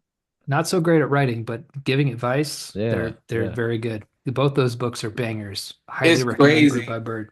Speaking of women writers, y'all know I'm only getting women writer blurbs for Eradicator Eradicate. because it's the Hmm. female main character, and it's so funny as we say this because like look as we talking about this, I'm just thinking about like the women I've asked to blurb, and they're like such great writers, and it's just Hmm. so funny that we say Hmm. Hmm. They are. like I'm Well, Oh thinking yeah. about Elle Nash and Charlene and Paula Oh, and shit dude, Elle I like think Nash it's what had she had one of the bangers of, was yeah. it 2024 with Deliver Me that it came was out? 20 Yes, that's the it was yeah. 2020. And '23 Damn, or was it? maybe I hit her up. I was like, for my next book, for this one that I'm doing, I'm hiring her as my editor because I'm yes. like, you get story. You understand this. And I want that perspective. It's not a female-based story at all. And I think it would be kind of weird to be like, hey, I wrote a book about girls, right? Hey, you're a girl. Uh, Yeah. That's but exactly what I'm doing. I'm like, I wrote a book with a girl, so you're a girl. And I know that's exactly for real. I ain't even gonna lie, that's what it is. That's why I hit them up because I was oh nah, bro. I don't, man. I don't. Not. I don't want to say shameless or nothing like that, but like my motives are not. My motives are exterior. I don't. You know what I'm saying? No, Like, yeah, you're making an aesthetic. yeah, it's the It's a aesthetic. It's very that. female themed, female narrated Yeah. story. So keeping that female energy, even with the blurbs, it Right. runs. It's Mhm. thorough. You're being thorough with the And I want to whole. make sure that I got stamps from the women writers who just made me go, oh shit, and put the book down and run around the room in circles. You know what I'm Hmm. saying? Like, Yep. so I had to get them on the joint because I felt like it You was found all of them. right. Well, Like the so, well, You you found, ruined yeah. my punchline. You ruined my punchline. Oh shit, my bad. No. I would at the end. I was gonna be like, and they're the only ones. That's what I was Yeah. gonna my Yeah, daughters no. go back and listen to agitated podcast and whoop my ass when they hear this shit. No, I told no, all the people Erica who and I I were talking about this today. I was like, I think that the world that women need more misogynist men to make them exceptional. mm, Jeez. mm, mm. Because I no, all like that this a feel I lot. was I like, like that a lot. explain to Yeah. me what about the current the imagine what the modern female, what that means. Explain to me, give me one example of what the modern female Hmm. is that I should respect. I ain't got no respect for them. Mm. And what is my wife? An exception. Well, I like that a lot because what you're basically when you say like the whole idea of misogyny is based off of like girls and boys living by different rules. Like we all give each other shit all the time. We call each other gay. We we fuck with each other. We are probably the most homo-friendly, homophobic podcast. Exactly. Exactly. And so when Everything it is comes to gay. girls, Everything is like, nah, bro, that's gay. and so And when it we comes to girls, like what we're really doing when we say like, oh yeah, we fuck with Elle, we fuck with Charlene, we fuck with these people, right? And then other girl writers are not that great. All we're really doing is just giving that same sh like we don't it doesn't mean that I just love male writers, that'd be right? pretty No, gay. no. I still give that sh like we're just giving shit. No. It's No. all part of like if you can't understand shit talking bro culture, then you would think, oh, that's misogynist. But all we're really saying is like just be as good as Elle. Be as No, good as yeah, Elsby, the other right? Like side of just be that good.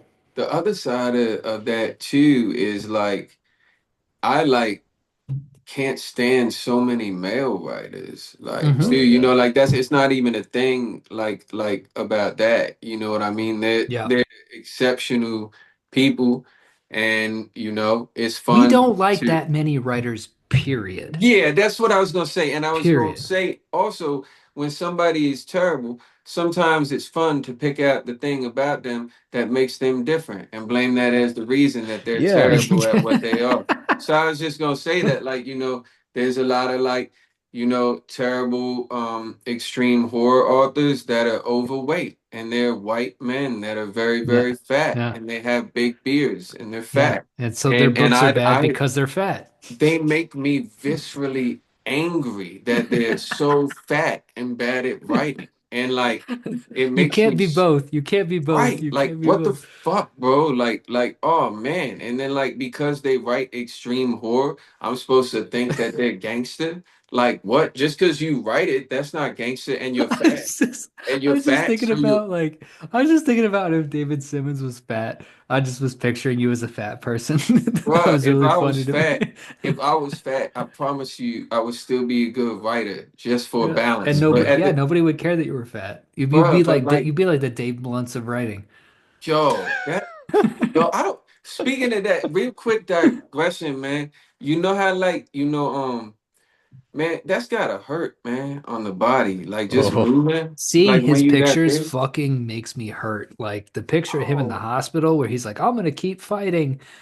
I'm like, yeah. bro, you gotta work But some of let's that be off, bro. realistic. Let's be realistic. If he wasn't 800 pounds and a black dude from Iowa, we wouldn't even be knowing who he is. Like, come Hmm. on, man. Yeah.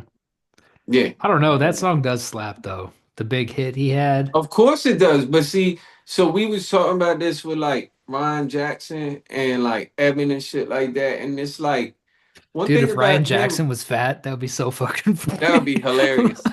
That'd be hilarious. I If would buy Ryan all his Jackson was just albums. so fat. I'll buy all his music. But like we was talking about how like in a sense like the way like Dave Blunt's like just keeps not taking care of himself and being morbidly obese and like drinking all that codeine and stuff for like that's what really is selling your soul is like Mm, really mm, being mm, like I'm gonna let my body do this and I'm gonna pour mm. this poison into this vessel and I'm gonna do it all on camera for you, and you're gonna throw your coins at me. Like that's some real like right? That's selling your Yeah, soul, your yeah, it body, is. like yeah. you Yeah. Or know, like the Island Boys. The Island Boys. yeah, Every time I Making making think out with each soul. selling your other. soul, I go back Think about to the Island them. Boys. Yeah. Yeah. Because they Yeah. was Scary. being incestuous, right? For views They on had like well, they no, they had to do like weird sex shit, and they had to like. There's one dude, like one of the Island Boys. He did a TikTok where he talked about like, yeah, I had to It went do a viral where ritual. he talked about how what? he talked about how he Yeah, literally sold his had to sell soul a soul. and was Yeah, like, y'all don't understand what it's like, that it ain't even worth it. He was like, it's like I felt empty from the moment I did that up till now. Like What I'm not a happened real to person. them? What's going on with them right now? I'm Uh, gonna look that up I think later. they well, had that's the twins tricky thing together. about. Yeah, I think that's the trick about selling your soul is that it doesn't end It up doesn't working work. out. Yeah, Yeah, it yeah, doesn't work. Maybe they killed themselves. maybe they killed each other, Mexican standoff style.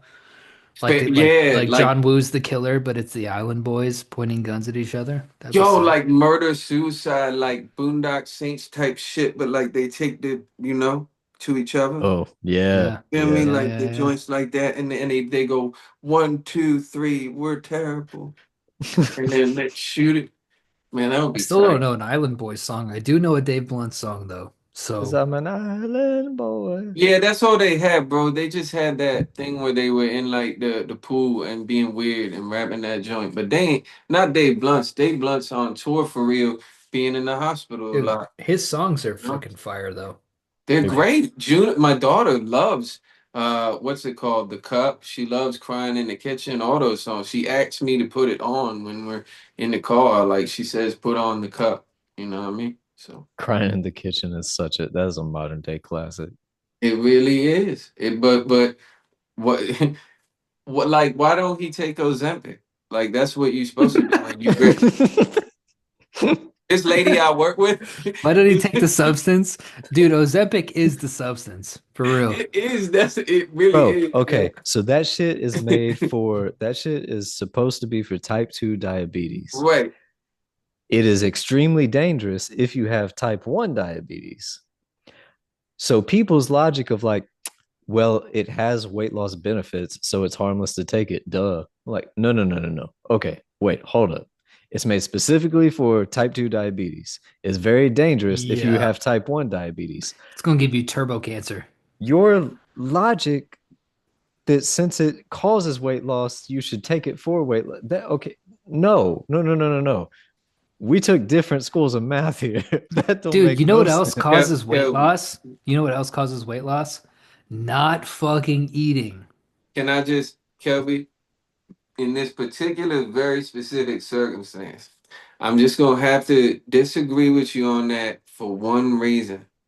And it's because like really, really fat people, whatever is going on with their heart, with all that meat and fat hanging off of them, right? That heart is like, Yeah, that's worse than Ozempic. That's worse than whatever Ozempic got. Like that's worse, bro. Like they could pop Yeah. Adderall all day to lose the weight and not eat every day and just drink Oh water, no. and that would I'm that would yeah. still be better. I just mean that whatever's going on with these morbidly obese people, these extreme horror writers, you feel? You know what I'm yeah, saying? yeah, Like yeah. whatever's The going on with it, slobs. right? If they just got it, the Ozempic, even if the Ozempic gave them turbo cancer at some point, right?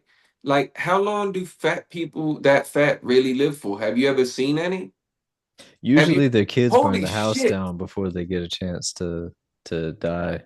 I Yeah, they just thought usually of melt something into a too. couch.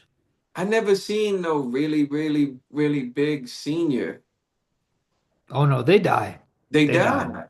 So Yeah. Ozempic, but yeah, I don't know. I think Kelby, in this case, I think for them peoples, I think it's a good thing. If they want to shoot that shit up so Yeah. that they ain't got all that meat on them, they want to do that. I think that's fine. Yeah, I think yeah. that's fine for them. See, I yeah, would no, my encourage, my Just think about Dave Ozempic. Dave Blunt's becoming an extreme horror writer. man. What? My Ozempic sermon is directed towards the women I don't have any respect for, who just be Mm. like, I'm 120 pounds. I'm so fat. Oh, well, no, that's just Yeah, abusing that's some. different. Yeah, yeah. Yeah, That's no, just drug addiction. Yeah. yeah, that's once again addiction, and also, of course, I would encourage, and I'm sure anybody would encourage, go to the gym, eat healthier, like do all that first. But if it's been proven again and again that you ain't got the discipline for it, man, shoot that shit up. Man, this woman I worked with, right? She was like complaining. I don't like when people talk to me about what they got going on in their life outside of glasses when I be making glasses. You feel me? Talk about the glasses, man. It's like it's some algebra, you feel me? And it's like moving your hands and shit. Shut the fuck up about it. Like so, but she talking about how I want to get prescribed to Ozempic, and she from this place called Middle River, Maryland. So her voice real annoying, and so she talking about this shit, right? And I'm like, just lie. Say you got the The diabetes. balkanization of the Baltimore area is Man, crazy. it's a This thing, man. It's this man's probably talking about something that's like 5 miles away. He's like, her accent, unbearable. I mean, Unfuck. it's like 25 minutes to the east. It's a Oh. little more than 5 minutes. But look, so but the thing is, like, she was talking about it like the point is she was talking about it like she was scared. You feel me? Mm. Like she Mm, ended up like, first of all, I ain't like that she was even talking to me about that, something that personal. I don't yeah. need to know about her health. I got my own wife and family. But so I just said to her, I was like, Amy, you should definitely shoot that shit up. Damn, I said a name on the pot. Well, it don't matter. Whatever I said, I It said, doesn't matter. I said, Shorty, I said, you should definitely shoot that shit up because you will die anyway from being overweight. That's what I said. I said, and she like made this look at me where she was like this, because she had a stroke. So when she get flabbergasted, it go, you feel me? If you're listening to this, you can't see what I'm doing, but it's like a Sylvester Stallone type thing. And she go like, so she look at me like this. She go, like that. And and the thing is, right? Like I'm right though, because like Amy has had short. She has had a stroke, and she gets sick a lot, right? Yeah. And like that's because being big is not good for you, and not Yeah. everybody can go to the gym and eat well and work out. And I think it is the most like pro, like whatever it's called, like the opposite of body shaming, the opposite of being whatever that shit they complain about, fat phobic or some shit like that. It's the opposite to be like, yeah, shorty, if you can't lose it on your own, go shoot that shit. That's what they make it for. Mm. I think that's very, very the opposite of being like, Pragmatic. It's just pragmatic. yeah, it's pragmatic.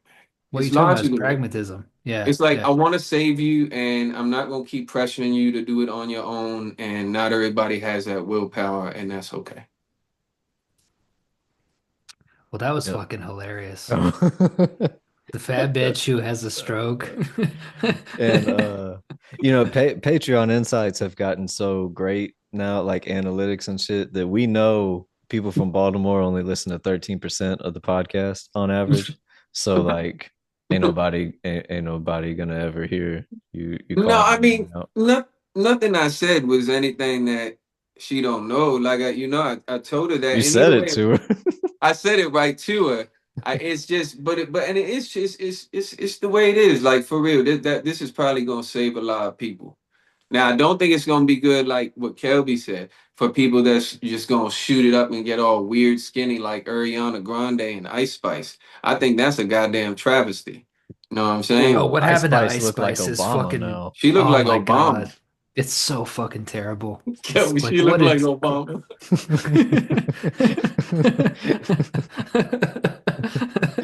She did not. Little bus looked like Obama. She did. Terrible. Got that. Yeah, yeah. For real. You look JDO look up a pic, just be like 2025 Ice Spice in Google and then be Oh no, like, I seen it. I saw it on Twitter. Yeah, I did. I yeah. did. I saw what happened to her. I was all Yeah. about it at first, and then I've seen the recent updates, and it's horrific. It's not good. Yeah. It's Yeah. unfortunate, but that's all this social media and all that shit did. Now That's everybody something that's really funny actually is this came out of the chat, but just like talking about like women, right? And what we like. You find out that Simmons, like I could post like the most grotesque, huge right. ass, and Simmons is kind of like, go on. All right, cool. Yeah, I'm into it. I'm Hey, like, that's a enormous, disgusting cellulite ridden ass. And Simmons is like, no, yeah, that looks good. That looks good. mm, That's been a very interesting split in our tastes, I should say. It Um, takes all kinds. takes all but like the kind of like shelf booty thing, like where, Oh, you could put a glass on it. yeah, and it don't fall Like, off. yeah, Simmons would see that and be like, all right. And I'd kind of be Mm, like, ugh. mm. So yeah, it does take all kinds. Two But I raccoons guess fighting in a duffel bag type shit. yeah. Yeah, Two for the midgets, fun. two midgets in the trunk wrestling, like that kind of shit. Absolutely. Hmm. Hmm. Yeah, yeah, yeah. This is true. This is Yeah, true. It's a yeah. beautiful thing. It's a beautiful thing. It's a blessing. You know what I mean? What Yeah, you what are y'all working on? Everybody at this point knows what I'm working on. But what are for you guys sure. working on? Right now I'm working on a short story for Weird Punk because Sam hit me up and wanted a short story. So I love that. That's one of my favorite parts about writing when I get assignments. That's fucking tight. That's like a Hmm. side quest to the book that I'm writing. You feel me? Hmm. Hmm. So like, and then at the other side of that, I'm still trying to write my own like sword and sorcery joint in Baltimore, but like it's just I don't know like other books like done moved for me at different speed. Like Eradicator, I wrote the base of that in like 3 months. You know what I'm saying? Hmm. Like, this one's just coming in like vignettes that I'm pasting together. Hmm. And so yeah, that's what I'm working on right now. Kelby's got Yep. Texas tea. Texas tea and screen time. I'm alternating. There's days where one comes more than the other. And anytime I don't have any kind of inspiration necessarily or direct, like I'm gonna sit down and write some Texas tea. I've been feeling more shit in Heathenish Shaman because that's gonna be my huge magnum opus 1,000 page. Heathen Odyssey. So How do you feel about Kelby about writing multiple different not short stories at the same time, like multiple different longer pieces simultaneously, like being the voices and shit. You do you get them? How do you not get them mixed up? How do you multitask that? uh sometimes I do get them mixed up and then I just gotta clean that up later. Like there was the other night actually some shit that would have worked in Heathen and Shaman, like the way that I wrote it. I put it in Texas T. Like it was Texas T content, but kind of written like I could like this could have worked elsewhere, but it don't work because it's a first person story and this dude does not talk like this. And it was like, well, I guess I got to get rid of these words that I really fuck with. Like I like the way this sounds, but it just does not work. Uh, so the content stays the same, but I got to rewrite it. I got you. So the contents that okay.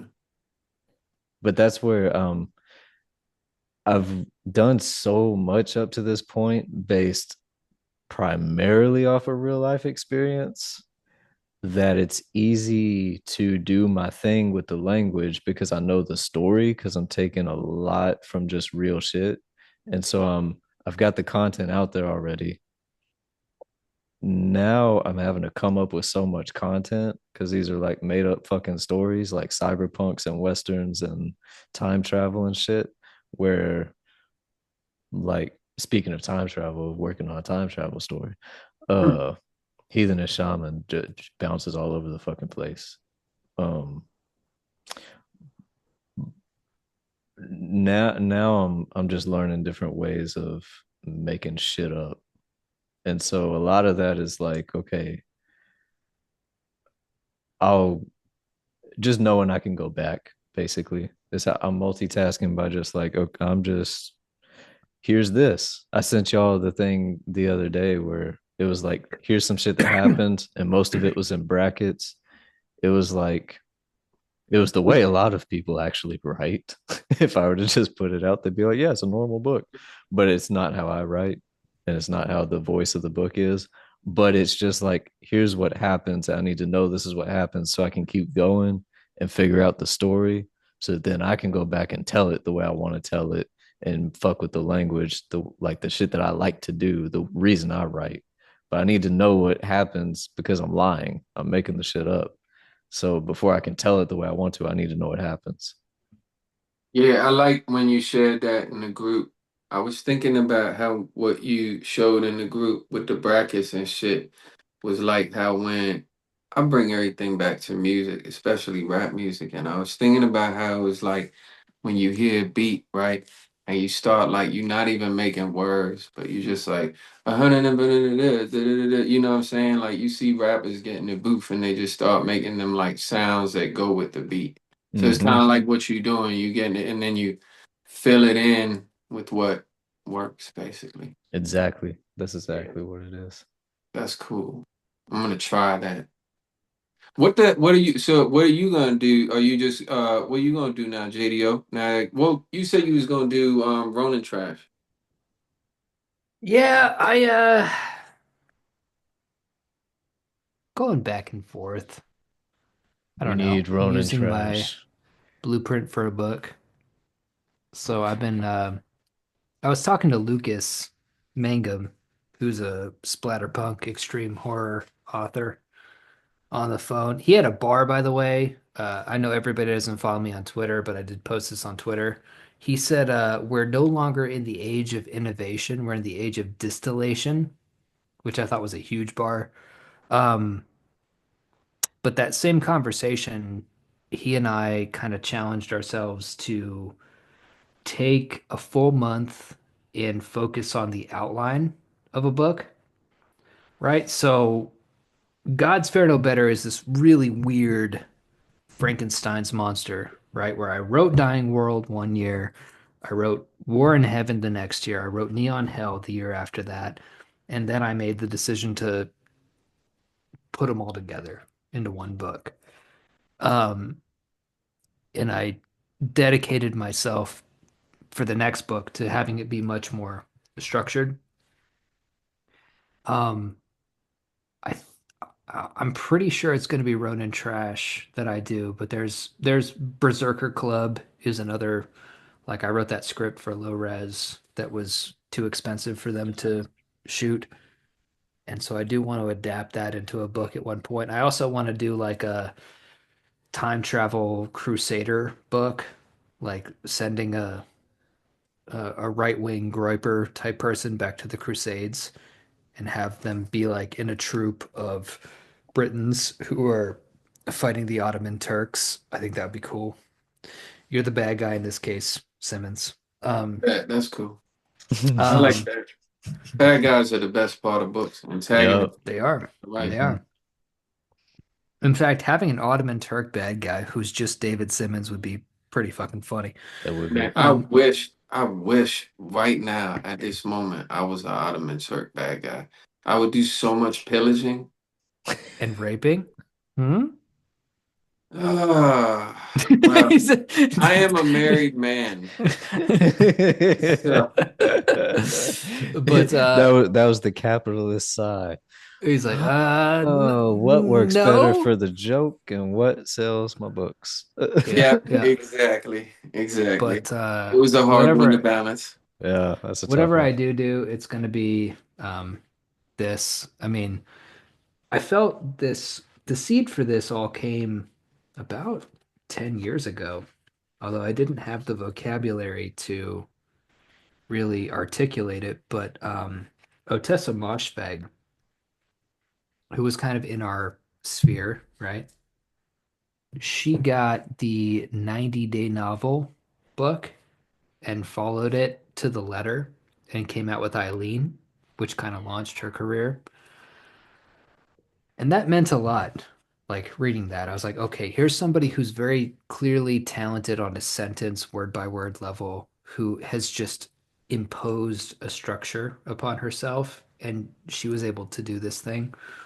So yeah, I do think with Ronin Trash, it's I know that I want it to be like Juggalo gangs and demons, and I want it to be first person, and I want it to be a private detective, but I'm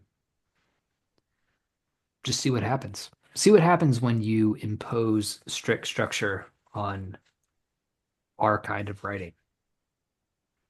Hasn't been done yet, right? Because like the most prolific of us, Eddie, uh, doesn't do that kind of shit, right? He's just a savant, right? Whatever Mm. idea he has, he's like, okay, I'll write 100,000 words in 3 weeks. Um, the rest of us, David, Kelby, Grant, and I, we're all in this kind of realm where we're good, like we're really good, but we're also, I feel like we're undisciplined. Like I feel like we haven't taken that next step and really put the nose to the ground. Like I feel like we're all coasting is the wrong word. We're not coasting. We're Well, Simmons started it relying because Eradicator feels very mainstream and Well, right. Like structured. we're all kind of like but we to know come, that we all know that we're good. That's what I would say, right? Like all of our books, and I do think that Eradicator is going to be a hit. Um, but all of our books do feel like people who are very content with how good we are at what we do. And I just feel like the next level for that is to stop being content with that, right? We can all write a sentence. Like we could do that right now. We could have a competition where we're like, I'm going to write a sentence and then you're going to write a sentence. And it would be bars like nobody else has. But I Oh, shit, do, I've thrown away. People would be like, oh yes, my God, I could yes, never write like this. What the fuck? you're a genius. And Simmons, you're a genius. But I do worry that we might be resting on our laurels for the other parts that make books really good. That's my concern. so for me, when you said undisciplined, what I thought you was talking about and what I do agree. agree. I mean, I agree with what you're saying now too. But what I thought you was talking about is Hmm. like the way I write actually, and what I mean by that is like I see all these people, you included, who be like, all right, I'm putting in my 1,500 words, 1,500 words. You see all these writers have quotes like, you didn't put in your X amount of words a day, like type shit like that. But like, Hmm. I'm gonna be completely like, that's not how I write at all. Like, I write a 4,000 or 3,000 word short story in like one night between like getting Hmm. off the phone with y'all and 2 in the morning, and then I Hmm. edit it in the morning when I wake up, and then it's done. I write Hmm. a book in 3 months or in half 6 months, and then like for days, I don't write shit. I just tinker. I just write Hmm. down little ideas, just like, ha, that's a tight bar, but I don't know what the fuck to do with it. You feel me? And then Hmm. like, but I don't get no 500,000, 1,500 words, whatever done. So that's what I thought you was talking about. And what do you think of that? Because it seemed like a lot of writers, including you, promote that you really should get that many words in every day to be productive. Is that necessary? No, because I can't make it happen. I can't logistically make it happen. And I would take anybody, put them in my shoes who thinks that I'm being not disciplined, and they'd be like, oh, yeah, for real, you can't. Because that, But when would you I, have I think, blown up already if you had the like if you was a trust well, fund a lot of baby what and you keeps me was from able to doing do that that? is the Like, shit that makes me money. Okay, so yeah, no, if I had the money like to do that, yeah. if you had all the money so you could just put in 1,500 words a day, do you think your writing career will be more like that's what I mean? Do you think it's Yes, because I would use that time to to write for sure. I wish it, like, yeah, what I want to be doing all the time is writing. I love writing. I love it. So Right. And yes. so, first of all, a very important distinction to make. It's 500, not 1,500, right? oh, okay. So 500 is much more manageable. Say that at the outset. Do I think that it's important to do that? I think there are different stages for book.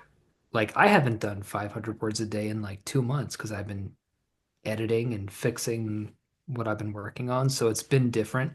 When you're in the writing phase, do I think it's important? Yes, I 100% do. I think Because it gets that, behind like laundry. Right. what's that? It gets behind like laundry. It's like if you do or dish if you do dishes if whenever you're like done eating, Hmm. then it's like nothing. It's like you always got a clean sink and shit. Yeah, But yeah, yeah. how do you know if, for instance, if you're like myself, a short story writer and a, Hmm. novella or whatever writer, like how do you know when you're in work mode to say, all right, now I gotta do 500 a day because I'm now in right. I like, aren't we always in writing mode? That's what I'm saying. Like, you feel Hmm. me? Like, should that just be the discipline? I'm gonna rock 500 words, even if they just gonna be some bullshit about what happened today, and I'm gonna just tell an anecdote or something, like, you feel Here's me? my Like, experience. Yeah, no, I get you, man. But here's my experience. Number one, it's never, that's not true. There are some days where it's bullshit, but they're very few and far between. Most of them, you hit a stride and you find the groove and you start doing it.